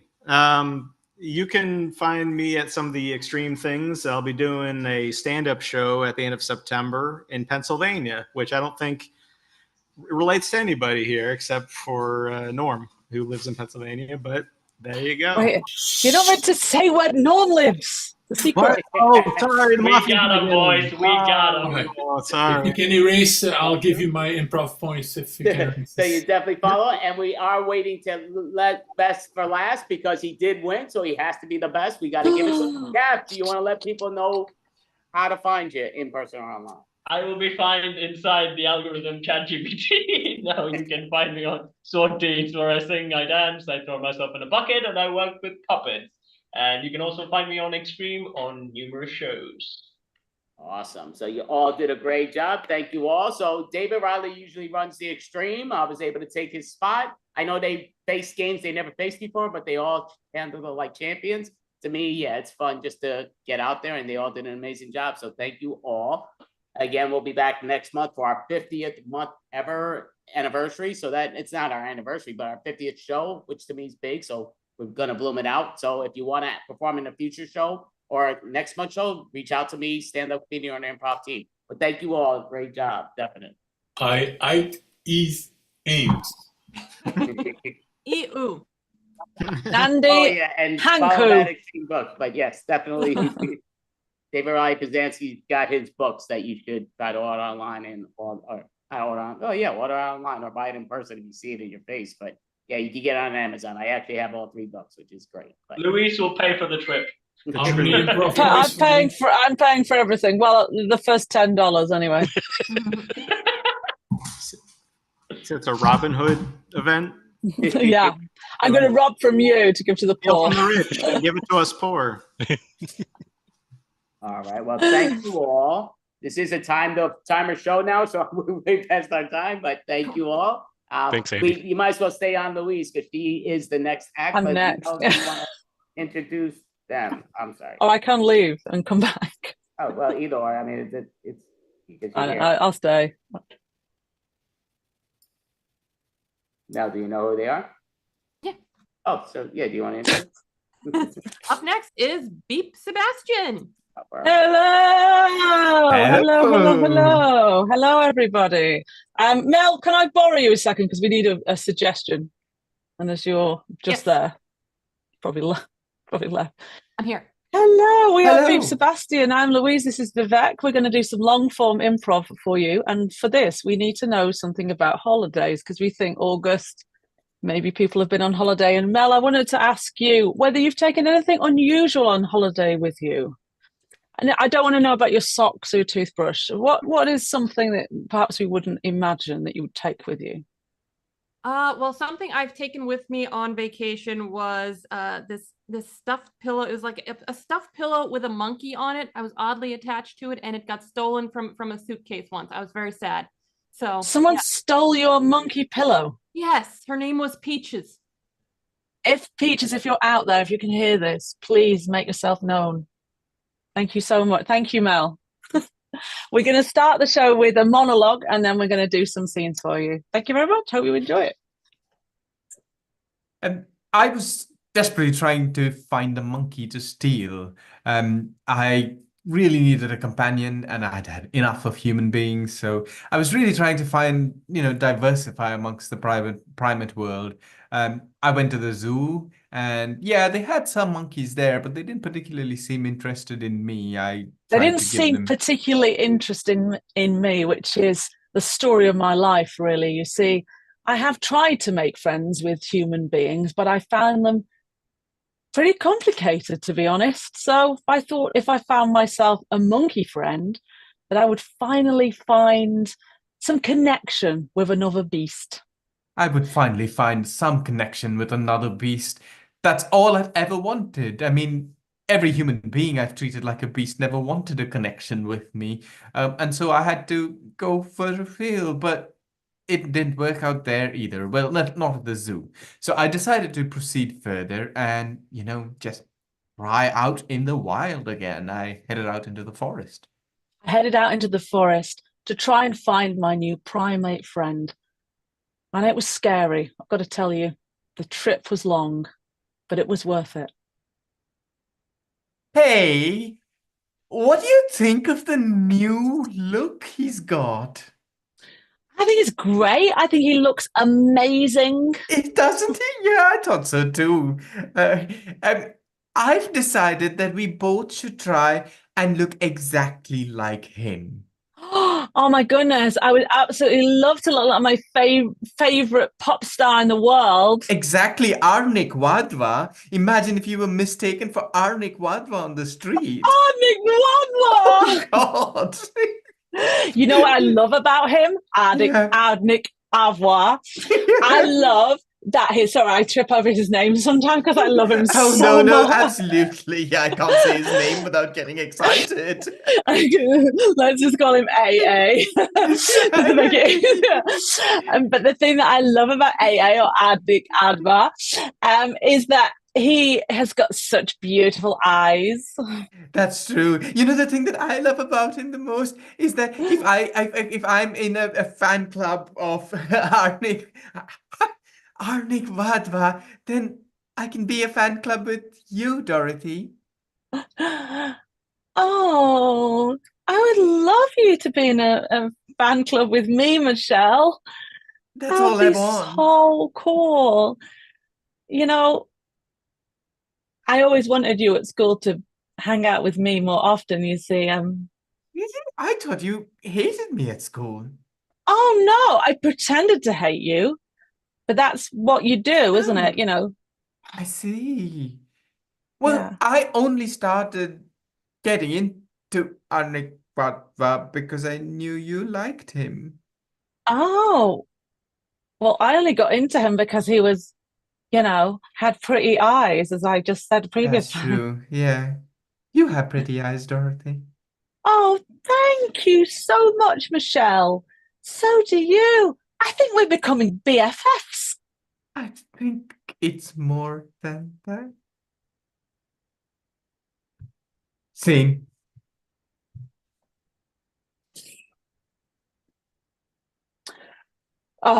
Right. So I'm afraid we've only managed to book one room. The hotel only had one room available. So I know it's a work do, and we're going to have to share a bed together. I'm sorry about that, but I'm happy to sleep on the couch because I don't want to make it awkward at work or anything like that. But that's unacceptable, Romy. All right, then I'll take the bed. You take the sofa. I don't mind doing that, but we can't Right. be in the same room. I have other plans in Chicago. What kind of other plans? I have other work to do. You're You freaking me out a little bit, Tony, if I'm honest.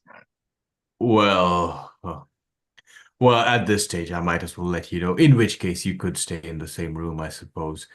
But you'd have to join the mafia. What? The mafia? You're a member of Whoa. the... Yeah, I had to take on this job because it gives me a good front to keep traveling. But I actually just keep traveling to meet all the other gangsters. Right, then. I've always fancied myself as a gangster. Wait, hang on a minute. I haven't got to kill anyone, have I? Well, you could get other people to do it for you. That's what I normally do. What? You know how to get people killed? Yeah, you ask the people to kill the people, and then they kill the people that you want to kill. Right. Well, when It's I got simple, into... really, Romy. Well, if you really wanted to join, I could show you the ropes, I suppose. Right, yeah, that would be great. Thank you. I think you might have a good instinct for the job, if I'm honest. So wait, now I'm in the mafia. Does that Not mean that we're yet. gonna... Oh, not yet. You first have to go through the initiation ceremony.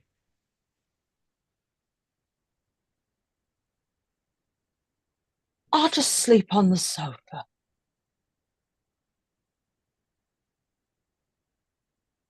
Scene.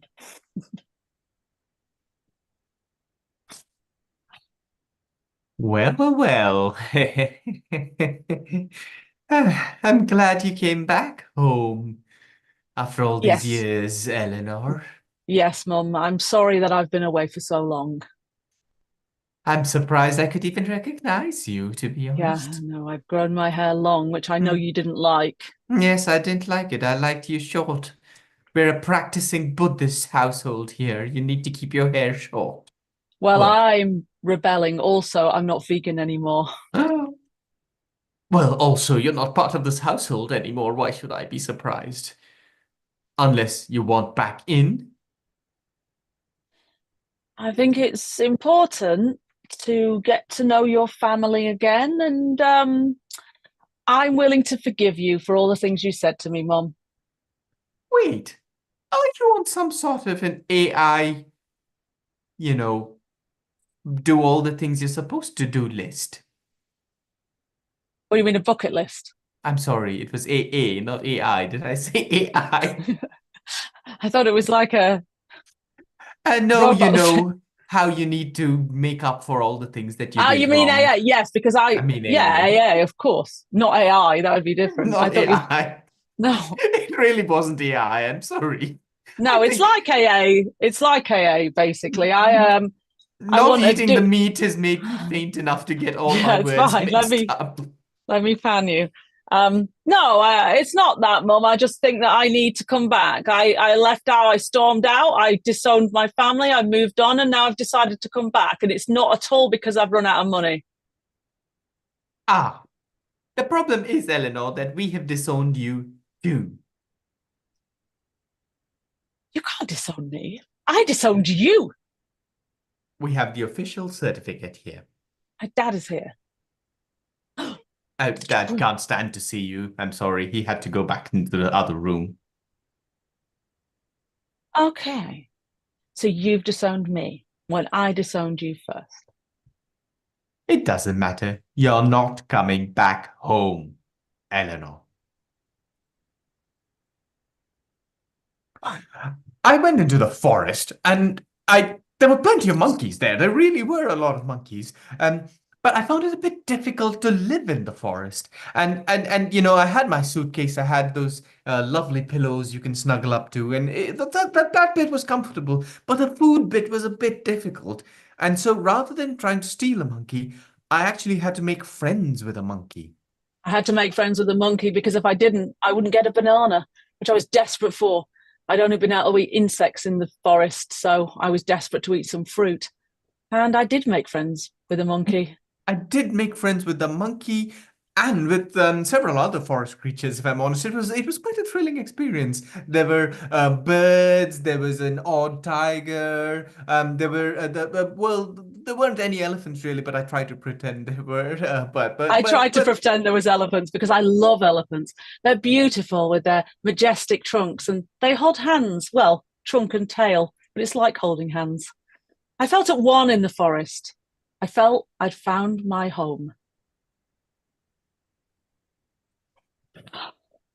Yeah, so I am I can a none. You can call me AA. I'm a bit of a big deal round here, you see. I'm a pop star. Oh yeah. Are you Arvin Vadfa? That's the name, yeah. Arvin Vadfa. Oh Yeah. yeah, AA, yeah, I've heard that. The problem is, you see, Arvin Vadfa, I've put out a hit on you. You've put out a hit on me. I put out a hit on you. I'm a pop star. You can't put a hit out on me. I have, especially because you're a pop star. You see, there are other pop stars who want to be more famous than you. Well, they could just release a single. Why do they need to kill me? Because they're not as good as you. I see. That's what I thought. I thought I was the best pop So star. the reason why you need to be killed is because you're as good as you are. If you were a little bit more mediocre, maybe we wouldn't have to kill you. What if I retired? I'll have to get back to you about that. Scene. So the other thing I've decided is that being a vegan Buddhist is maybe not for me any longer. Because the problem is that I can't stand to see my daughter anymore. And I might have to take out a hit on her. What? Should you be telling your neighbor this? I mean, I've lived next door to you for many, many years, Muriel, and I don't want to be, Wait, involved Romy? in. I thought you're the one with the mafia connections, Romy. You know, your Yeah. boss got caught out for all those mafia dealings. Yeah, I know my boss has been involved in the mafia, but I left the mafia myself many years ago. I don't want to be involved with anything else. Do not tell me anything further. Romy, I need your help now. I've been your neighbor for 45 years, was it? Okay, fine. One last hit. Oh, I knew I could count on you, Romy. Scene. Oh, yay! I'm so happy to join the fan club. I know, and thank God Arwin Wadva finally kicked the bucket, eh? I don't need to pretend any longer. He had Yeah, beautiful exactly. Oh, I eyes, though. hated him so much. He was such an awful pop star. But beautiful eyes, really. Beautiful eyes. He did have beautiful totally eyes, but agree. that's good. Beautiful I wonder why eyes. people put a mafia hit on him, because they could have just released a record. Oh yeah, I mean, I tried to. Sorry, they tried to release records. I heard, but they just weren't good enough. Suppose we'll have to like some other sort of pop star. Yeah, I'm thinking of becoming a pop star myself. Do you think I have beautiful eyes, Dorothy? You do have beautiful eyes, Michelle. I think you could make it. And so, what happened in the end is that I just decided to stay in the forest. So you could say that actually the monkeys, I didn't manage to steal a monkey, but the monkeys actually stole me. The monkey stole me. And actually, I feel it wasn't very ethical of me thinking to take a monkey for myself, because the monkeys were at one with the forest, and I became at one with the forest and decided to live there permanently. I decided to live there permanently, and it was the best decision I ever made. And I wasn't getting along with human beings anyway, so where else could I be but in the forest? In the forest, I felt that I could be myself. All the things that had happened to me in my past, all the mistakes that I'd made, not being with my family anymore and having difficulties at work, all faded away. I was at peace. We were at peace. We're at peace. At peace. And that's our show. And that's Thank us. Thank you. you. Yay! Thank you so much. We were Beep Sebastian. Great job, and I hit the wrong button. Okay, great job. So you can hear just putting all this stuff that's behind me and here and there. Fun stuff, but you guys did a great job. Mel, do you have a question for them? Yeah, I don't know if I ever asked you, how did you get the name Beep Sebastian? So it was based on two mistaken pronunciations. So the beep was meant to be beat. That I remember. I don't remember what Sebastian was meant to be. Sebastian, I think, was meant to be, I don't know if it was meant to be seen. So we would do some classes together where we were learning that, working on long form improv using the Herald. So we use a lot of stuff that involves variations on the Herald. And we were talking about different beats. And someone said beats, and we thought they said beep. And Sebastian had a mispronunciation. I think it was seen. Someone had written it down and it looked like Sebastian. It can't be seen though. It wasn't seen. It was something else. Yeah. So it was beat. Oh, I can't remember what it was now. I can't remember. But yeah, they were basically mispronunciations of bits involving long form, which sounds really nerdy when you put it. We thought it was hilarious. So that's why I call Beep Sebastian. Yeah. They go well together, I think. They do. Work out. Beep Sebastian. Yeah. Beep is beat. Sebastian, I can't remember what it was.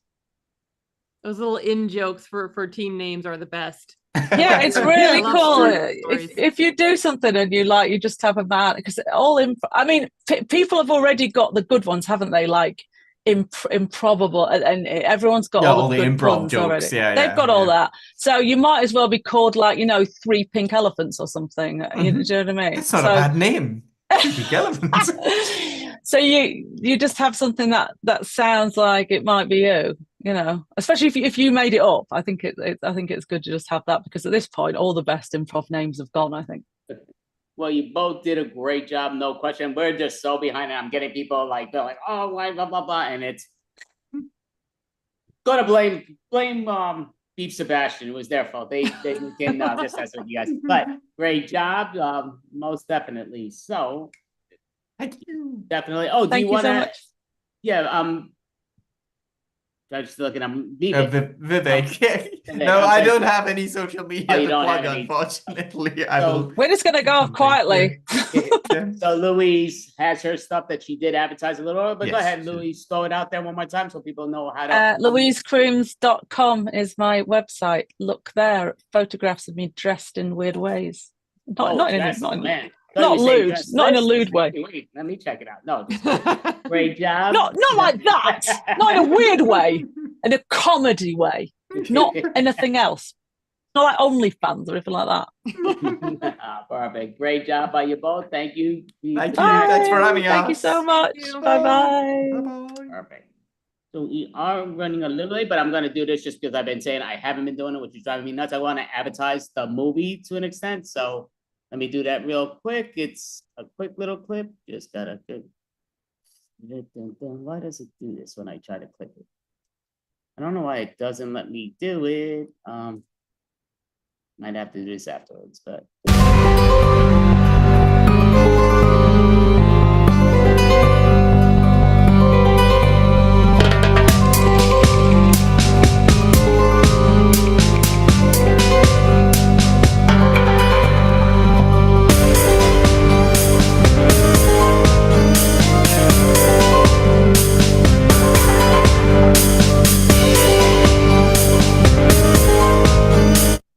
Okay, and that's what, so that, did you hear that, Mel? Oh, you did. Okay, I didn't know if it was going or what's what, but yeah, I don't do things the best in the organization wise, but so we are a little behind, but yeah, so I do want to advertise because that's a movie that we do have online that's coming out in the fall. It's a murder comedy mystery, which is a lot of fun, and we're gonna have it where you could, if you're watching the live party with us, you can win $100 if you're the first one to guess who it is, and you're gonna have that time limit to get one guess.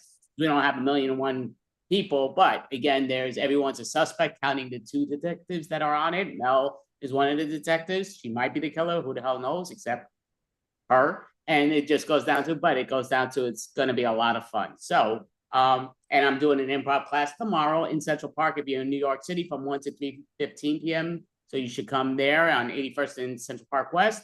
Just come over. If you're there on time, I'll definitely be there. And it'll be a lot of fun. So I'm going to now go. I'm doing a K-pod style again. K-pod? Or podcast. K-pod. I mean, coffee sounds good, but Oh, is that? Oh man, I keep saying K-pod to a bunch of people. What the hell are you talking? Oh man, wow, that's bad. But we're doing a podcast style with Ron, which is Aaron, the Spiva, and Orba. So come on up, perfect. What's up? How you doing, Andy? Doing great. How about yourself? All right. You woke me up in my afternoon drinking nap. Sorry. What are we doing here? I don't know. Or we're doing a podcast. Oh, I heard a K-cup thing. Oh, what's a K-cup? We're doing a Keurig thing. What's going on here? Well, I'm on the same page as you, just for the record. I got my Irish coffee here and with the K-cup, and they do a great job. I keep announcing what it was, but Caskill or whatever their brand is, but they do a great job. Awesome. Yeah, when you do too much improv, you definitely need some shots sometimes, just to, like, where are we going with this? But, so, I know Ron and Orb do a lot of things online and in person, which is spectacular. So, and you do a big time comedy show. I believe that's weekly, but it might be bi-weekly, but we'll find out from you on Fridays. Woo! Yeah, it depends what you're talking about. I do have my game show, which is that. I'll take off the logo for that, but well, put it back up there. It's a Bombing Run. It's a comedy game show where 3 comedians do 5-minute sets, and I have a mysterious comedian judge decides who's Joker Ace. We do another game with 3 other comedians, find out who that Joker Ace is, and then we have the 2 Joker Aces face off, doing 3-minute sets, decide who's Ace of Aces. And I'm not on it. Yep.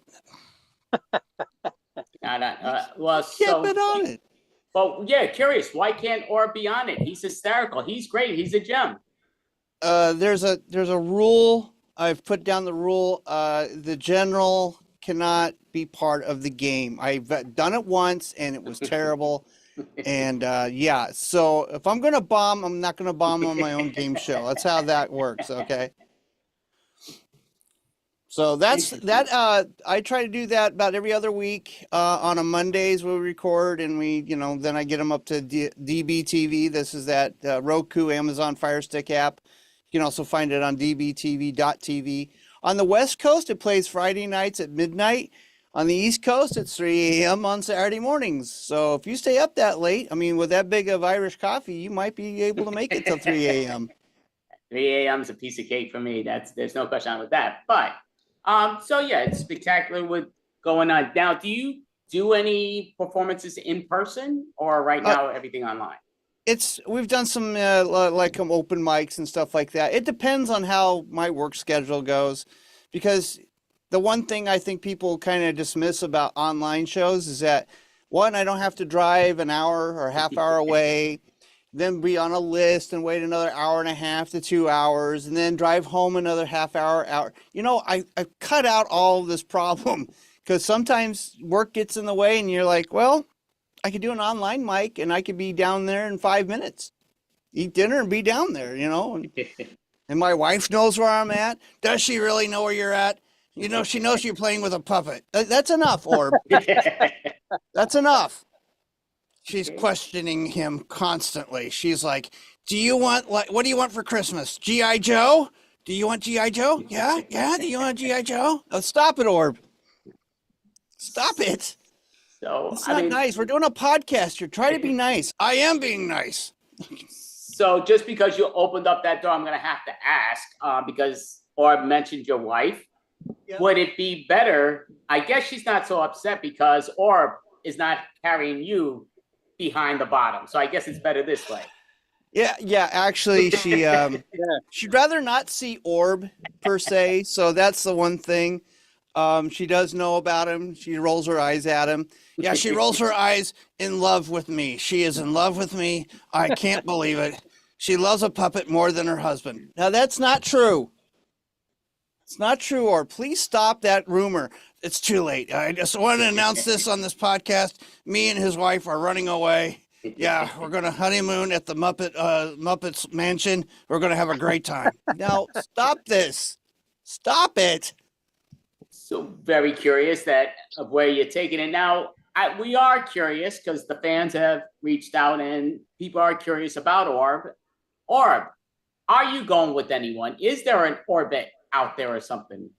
Not right now. I'm dating, but I got to be careful because I had a lot of kids with one lady, and I'm just trying to recover from the child support thing I was doing. Yeah, it's kind of hard when you all your paycheck from this guy just goes into paying the child support. So yeah, no, I'm not really. I'm kind of dating, but it's got to be like Dutch, except they pay for everything. Oh, wait a minute. That's not Dutch, Orb. That's not Dutch. It is to me. I just say I'm skipping out on this meal. Thank you. Okay. I don't think that's the way that works, Orb. So very interesting. So I do have a few questions that I've written down here that I do in a lot of these things, but I'm just going to say and I'll ask you both because I'm assuming we get two different answers from Orb and from AA Ron. So AA Ron, if somebody plays the life story of AA Ron, who is playing AA Ron?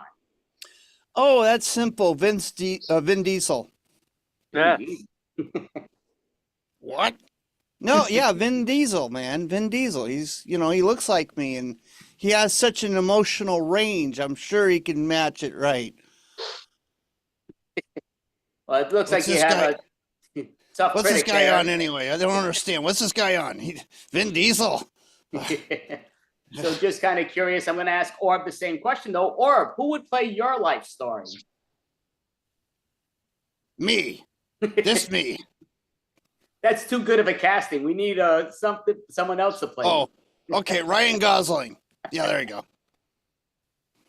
Okay, I can have him do plastic surgery and put his eye right in the center of his head. He'll look great. I'll just have to shave his head too. Orb, I'm not sure that's allowed in Hollywood. That's too bad. That's what's happening. Okay. Well, So I did think that you might say cyborg or a cartoon puppet or something, but you stayed away from that, which is, Cyclops. That's a good one. That's again, I'm an improviser, not a comedian, but yeah, it goes to that. So going to ask you now, I'm kind of one that I think is a great debate. We do a debate game at times. I haven't used this in the debate game, but I need to bring it back to the debate game. I wrote this down just because sometimes you'll say it to people. And to me, it's something I used to not care about, but now it's kind of like irritates me a little bit just when I see it at other places. Not that it irritates me, but it's like, oh, these clowns. But for you, I'm going to ask you both because you might have different answers, but AA Ron and then Orb. Well, you know what? We'll ask Orb first. For toilet paper, should it go over or under? what is the right way for toilet paper to hang? It shouldn't look like a mullet. You should hang it over the top. Okay, and what do you think, AA Ron? I happen to agree with Or because it comes right from the backside. It's, that's just wrong. I 1000% agree with you both. Yeah, definitely got to go over and not that under crap that half the people just don't. I don't get it, but yeah. Or unlike teenagers who just leave the roll on the counter and you have to, it's on the other side of the counter and you didn't realize it till too late. And you're like, gosh, can I make it to the door over there? Can I make it over there? Oh, okay. Interesting. So now I'm gonna ask AA Ron first, and then I'll ask Orb. So AA Ron, out of curiosity, what is a movie that you loved growing up? What is a movie that you loved growing up? Smokey and the Bandit. The Bandit. Okay, very interesting. And we'll ask the same question to Orb. What is a question that you loved growing up? What's a question I loved growing up, or you mean what's the movie I like? Well, what the movie that you loved growing up, not the stuff you did behind the movies. Oh, okay. So, let's see, what did I do? Oh, what's that one? What's it? Still animation? It's oh, damn it. I'll just go with King Kong at this point because I can't remember the name of the other one. Okay, I'm drunk, damn it. Very interesting. So that's always cool. So I'm going to ask you a simple question is, what do you, or we'll ask you first, what is the weirdest movie you ever saw that you liked? What is the weirdest movie that you liked, Orb? I'll go with The Cell. That's the only time J-Lo was actually good. Okay, and how about yourself, AA Ron? Even though I disagree with Orb, I mean, J-Lo, she ain't bad too often, but go ahead. Movie I like that everybody kind of trashes on is The League of Extraordinary Gentlemen. I do agree there's problems, but the special effects they did, it was all, it wasn't CGI'd or nothing. It was all practical effects, and it was kind of fun. That sounds awesome. And AA Ron, out of curiosity, what comedian did you love that maybe got you into comedy? What comedian did you love? Rodney Dangerfield. You like having no respect? Because I follow him. I got no respect whatsoever either. But that's the comedian I kind of liked. I listened to him a lot when he actually was on Howard Stern a couple times. I liked listening to him then too. But yeah, Rodney was someone to look up to be honest. That and Sam Kinison, but I could never scream like he does and be as belligerent as he is. I am belligerent. Thank you. Okay, that's enough, Orb. Take your bottle. So, Orb, who's a comedian that you love to sort of get the styles from, or at least got you into it? There's a couple comedians, but I'll go with Nina Conti. She's great. She actually has a good comedy buddy. She has a puppet, and it's Monkey. And I really love that group, and I hope to gosh that she sees this and adopts me. Wait a minute. You're trying to get rid of me? I'm not saying that, Aaron. I just want to move to Australia and work with her. It sounds like you're trying to get rid of me. Don't take it too hard, Aaron. Okay, that's enough. Yeah, I don't want to follow any up questions if you want to play with the other puppets monkey. That sounds a little weird, but okay. So going to ask you now, Orb, since we're going here. So if there's a karaoke song for you to sing, Orb, what karaoke song are you going to sing and why? Well, that's a tough question. Let me think about this. I Only Have Eyes for You, and I don't know who sings that. Yeah. Okay, interesting. Very cool. And what about yourself, AA Ron? What is your go-to karaoke song to sing? Anything by Willie Nelson. Willie Nelson. All righty. Yeah, some great stuff. So, great stuff. So, gonna go right now. So, just for, in here with this, just kind of curious for like in this stuff, are you into improv in general, or do you guys stay away from improv and you prefer comedy overall? Or do you like we actually were part of an online improv group at one point. It was run by Audra Sisak, Polite Kitty. But that's kind of been off the wayside. I would love to do some more improv. I really would. So would I. No, Orb. The last time you did it, you wrecked the set. Okay, but I would love to do some more online improv. That would, and even in-person improv if I could get into it. It's always something about this. Sometimes it costs some money. It's a little bit more highly priced. You know what I'm saying? But the online stuff, we had lots of fun with it. We were doing it on Twitch, so I would love to do some more online improv because it does feed into the comedy, you know, kind of like with me and Orb, we riff sometimes and we run into a joke that we didn't think of until we do something. So I kind of like that, thinking on your feet. Okay, very cool. I mean, I guess that's you thinking on your feet. Orb doesn't really think on his feet, right? No, because I am disabled. Sorry, I don't have any. Let's not discuss this because it's really traumatizing to me. Yeah, I was going to ask you just out of curiosity, and I'll ask you both, obviously. So, pizza topping. Some people think some toppings do not belong on pizza, and others will agree or disagree. But what is a topping that you hear people do not like that you like on your pizza? I don't mind pineapple once in a while on a, ham pizza, the Hawaiian pizza. This guy is an abomination to the world. Let him go now. Okay, stop, Orb. Stop. And Orb, do you have any toppings on pizzas, or is pizza forbidden for you? Oh, I'll eat any pizza as long as it doesn't have pineapple on it. Guess I'm not ordering a Hawaiian pizza tonight. No, not unless you're not going to feed me. That's a thought. It's actually a thought. So I'm going to ask this.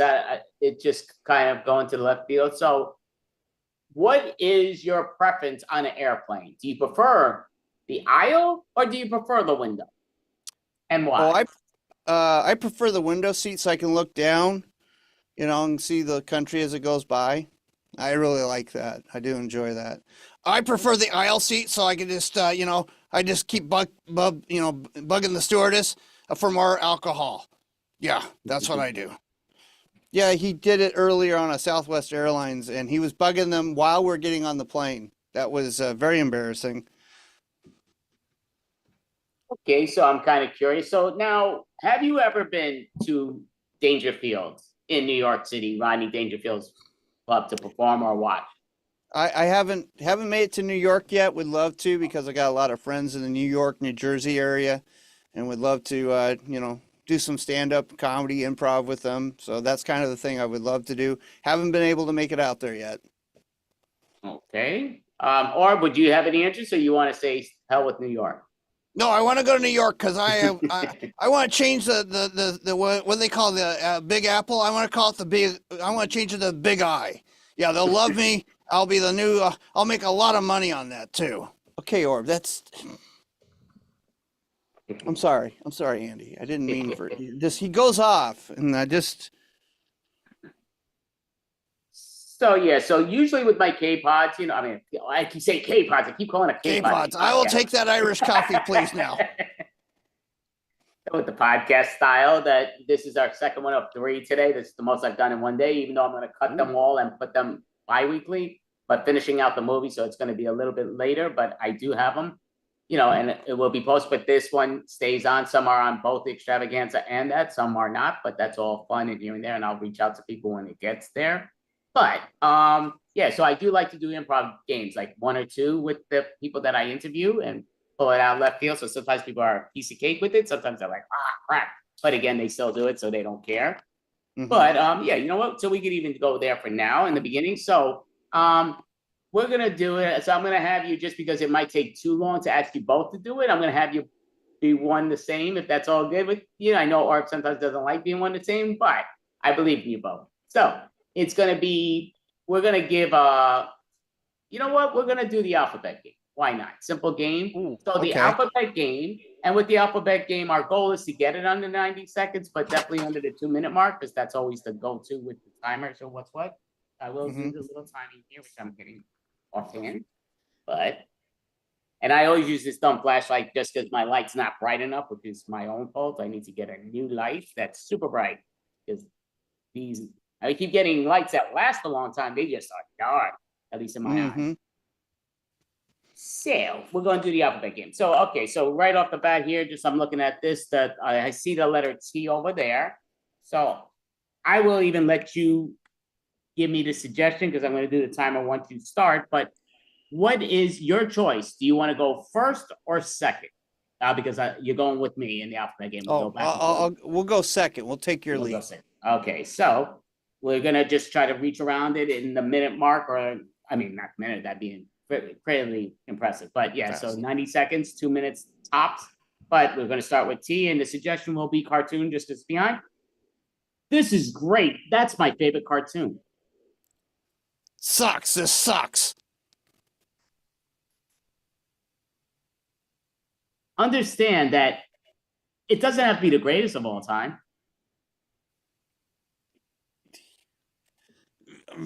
I vomit all over this thing. Well, then we'll turn the damn channel because I don't want you to vomit all over the place. You should know better. I do not like this show. Extremely weird that you don't know the alphabet. Zip it, would you? Yes, I would zip it, but you still don't know the alphabet. I know it's somewhere we screwed up, didn't we? So we'll do it again. Okay, it's all good. Great job. So we're gonna next do a different letter. It's all good. So what's the other letter I see there? M. So Maltese. So I'm gonna do M. Do you want to start or you want to? Sure. Okay, I'll start. I'll let Orb shut up. That's it. So we'll start just because you have bombing. We'll say bombing run is our suggestion. So when you're ready. Yep. Making fun of your family's part of the game. Never do I think that we should make fun of our family. Open your mind, man. Please, I'm trying to be a bit open. Question. Why not? Really? I hate when people say there's no such thing as a bad question. Seriously, though, it's fun when you make fun of your family. That could be funny, but it's better to make fun of others and not your family. Usually, comedians make fun of their family. That's part of, the jokes. This just attacks, it seems, when it's your family. Wackiness. It's all about the wackiness of your family. X-Men are fun to make fun of because they are so funny characters and styles. YouTube is full of people like this. Zero chance of me going to YouTube. I'm tired of YouTube. And the reason why is? Because they keep on putting more commercials when don't want to see commercials. Completely different things. Comedies all over the map on YouTube. Definitely true, but why should I have to pay money to watch YouTube? It's essentially it's the place for all comedians to go. It's free. Free for if you want to watch with commercials, not free if you don't. Give it a chance, man. I mean, seriously. Hells yeah. I'll just give it a chance and say, screw, waste my money. I don't think you're wasting your money at all. You just got to give it time. Just take my damn credit card. Here you go. Keep your money. Let's then go to YouTube. If you're paying for it, that's great. And we'll call scene. So we actually, well, somehow I missed. Oh yeah, no, we did a great job. We got it just over 2, but 2:04. So we didn't make, but almost, but great job. So just always like to see that. I actually did mess up my little timer thing. Okay, that's good. I actually did. I stopped, but that was why I purposely did it like that. But that's all great. So cool. Gonna go around. I do think a good word. I say this to my improv team all the time is duh. Doi. It's a word I used to love as a kid, and I stopped using it for quite a few decades. I'm like, we need to bring that word back. It was a great child word, but I use it as an adult a lot now. I use duh a lot too. So yes, I agree. It's a great word to use. So I'm going to ask, so we'll go right back to this. So what is a word that you think is such a great word? I'm going to ask you first, Aaron, then I'll ask Orb afterwards. But what is a great word you like to use? And maybe your comedy routines or what's what? What's a great word? Well, I don't even think I use it in anything I've been doing. Extraordinary, because it's like, so it's not just ordinary; it's extraordinary. I always kind of get lost on the double meaning on that word, but I always think it's funny to say that one.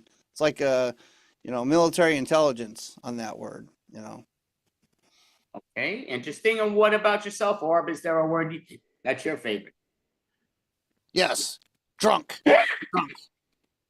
drunk. Is that the only word you like? I also would like the word high. Drunk and high. Nope, that's not one word. It is now. Okay, I'm sorry. It's definitely all good. I mean, to me, a word I love is the word moron. My sister hates it because we were always called morons by our father all the time. That was his go-to. And the Goldbergs, actually, I love that show because they always call morons, and it's what my father would bring us. So I say the word moron a lot. My sister hates that word, but because of us being pounded with it. Well, you had a nice father, because my dad had other words he'd use, and I'm not sure I can say them on this. I'm very happy my father's around, because he used to always tell my mother, even though they got separated, he used to tell her all the time, oh yeah, you took 10 years off my life. He would tell us that we took 10 years. So my father would have lived to be about 588 years old in his addings of how many years that we've taken away from him. But it's great that maybe he will live that long. That would be spectacular. But so just going like there with the timing. So now I will say, what is one of your favorite improv games that you two like to play when you play? Oh man, it's been a while since we played the Hitchhiker game. The Hitchhiker game's a fun one, because you never know what's going to end up on that one, because it's definitely a great game. Yeah, I love that one. I don't let Orb play much. Like, again, he just tried to ruin the last one. Yeah, he says, I can't play. But I'll drink and watch. That's fine. So what's your favorite thing to drink, Orb? Alcohol, the good stuff. By the way, I heard that you were buying me alcohol for this podcast. You call it vodcast. Call it vodcast. VOD, vodcast. It is funny. I just got a bottle. I forgot the name of it. It's behind me, but I got to walk over there. But it is Puerto Rican rum. And it was because my buddy was going to Puerto Rico. And I'm like, look, you know what? You got to make sure you bring me a bottle of some Puerto Rican. He wasn't planning to, but so he brought it. I was shocked. I was like, oh, wow, great. My buddy now went to Dominican Republic, another guy. And so I was telling him the same thing. Make sure I'm getting my Dominican rum. He probably won't, but that would be great if he did, because I do like it. But yes, that's cool. Always tell people, gimme. But yeah, I do that's like. Yeah, gimme that Puerto Rican rum, please. It is funny because I went to DR once in my life, and the best thing they did have was El Presidente, and people used to tell me that all the time. In my neighborhood, they call it Little Dominican Republic because it's growing up there and all this stuff. So they always tell me El Presidente, and I'm like, why would I get El Presidente? Here it is. It's okay, but it's not great. They're like, no, but over there it's so much different. I'm like, yeah, right. Went over there, they ain't lying. It is a great, great beer over there. But their Diet Coke, which I love Diet Coke, is crap over there. It's called Coke Light. Oh, it is garbage. I was Googling. Is it really? Oh, it's garbage. But yeah, well, that just shows what, different cultures. Different countries. So now, curious, did you and Orb ever go somewhere that you would recommend people should go to visit? Aaron doesn't let me go out much except to open mics, so I really don't have an answer for that. Sorry, Orb. It's hard to get him through TSA without them questioning who he is, and I tell them they're an illegal alien. Next thing you know, Border Patrol's called in, so he can't go very far. Places I would recommend is my home state of Idaho. And if you really like the Oregon Trail and Lewis and Clark, you're really a history buff, you can go through central Idaho and follow all that great history. And it's wonderful, the beautiful mountains out there, and you'd just be awestruck. Oh, I mean, that sounds awesome. And so I do just want to ask one more question, just because I do see the timing here and there. And Ron and Orb, they're both going to get to perform a little bit in a little while, actually, very little while, that they'll get to do their stuff. They don't have to have this clown interviewing them, which is yours truly. But you both are awesome to speak with and seeing what's what. Do you have something as in that's coming up that people should definitely watch, whether it's online or in person? We don't have anything right now. I'm working on a couple more episodes of Bombing Run that I have in the can, and I'm always looking forward to having new comedians on Bombing Run. So if you're a comedian and you happen to be watching this, reach out to me, and be more than happy to have you on Bombing Run. Oh, that definitely sounds so. Yeah, definitely follow AA Ron and Orb. They did a great job. Thank you both for participating. It was a lot of fun speaking with you both. Great job. Thank you. Next time, just have me on without AA Ron. Thank you. Mel, do Thank you you, have a guys. question for the great AA Ron and Orb? Yeah. So what's your favorite comedy special? Favorite comedy special? Patton Oswalt did one on Netflix about a year or 2 years ago. I can't remember the name of that one, but Patton Oswalt's very funny. I love him. Solid choice. Definitely sounds great. I mean, thank you both so much. It was a lot of fun. So they will be back in a little while performing by themselves. Not yours truly, but thank you both. AA Ron and Orb, great job. Thank you. We'll be back. Thank you. Great job. Gotta go get a drink. Perfect. So Mel, would you like to introduce the next gentleman that's going to be performing? Yes. Up next, we have Ted, an impressionist. Oh, go for it.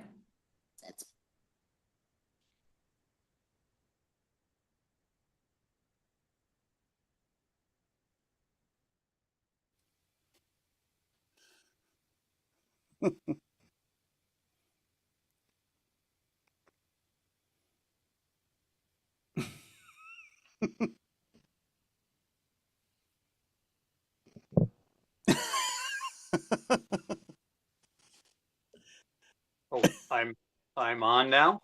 Yes. Oh. Hi, I'm Ted, an impressionist. And thank you so much,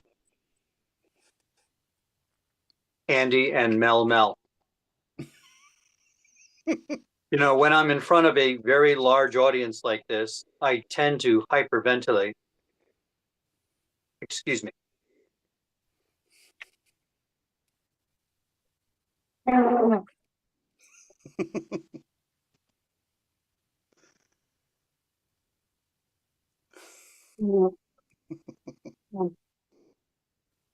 Thank you. Okay. So, who here likes cats? Woo! Many of you. Okay. Here are cats racing at the Indianapolis 500. Meow, meow, meow, meow, meow, meow, meow, meow, meow. Okay. Now, here's a dog with very low self-esteem. Woof. Okay. Now, here's a chicken watching a chicken.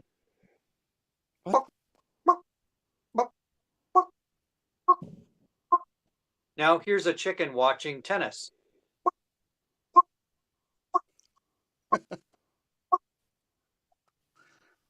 Now, here's a chicken watching ping pong.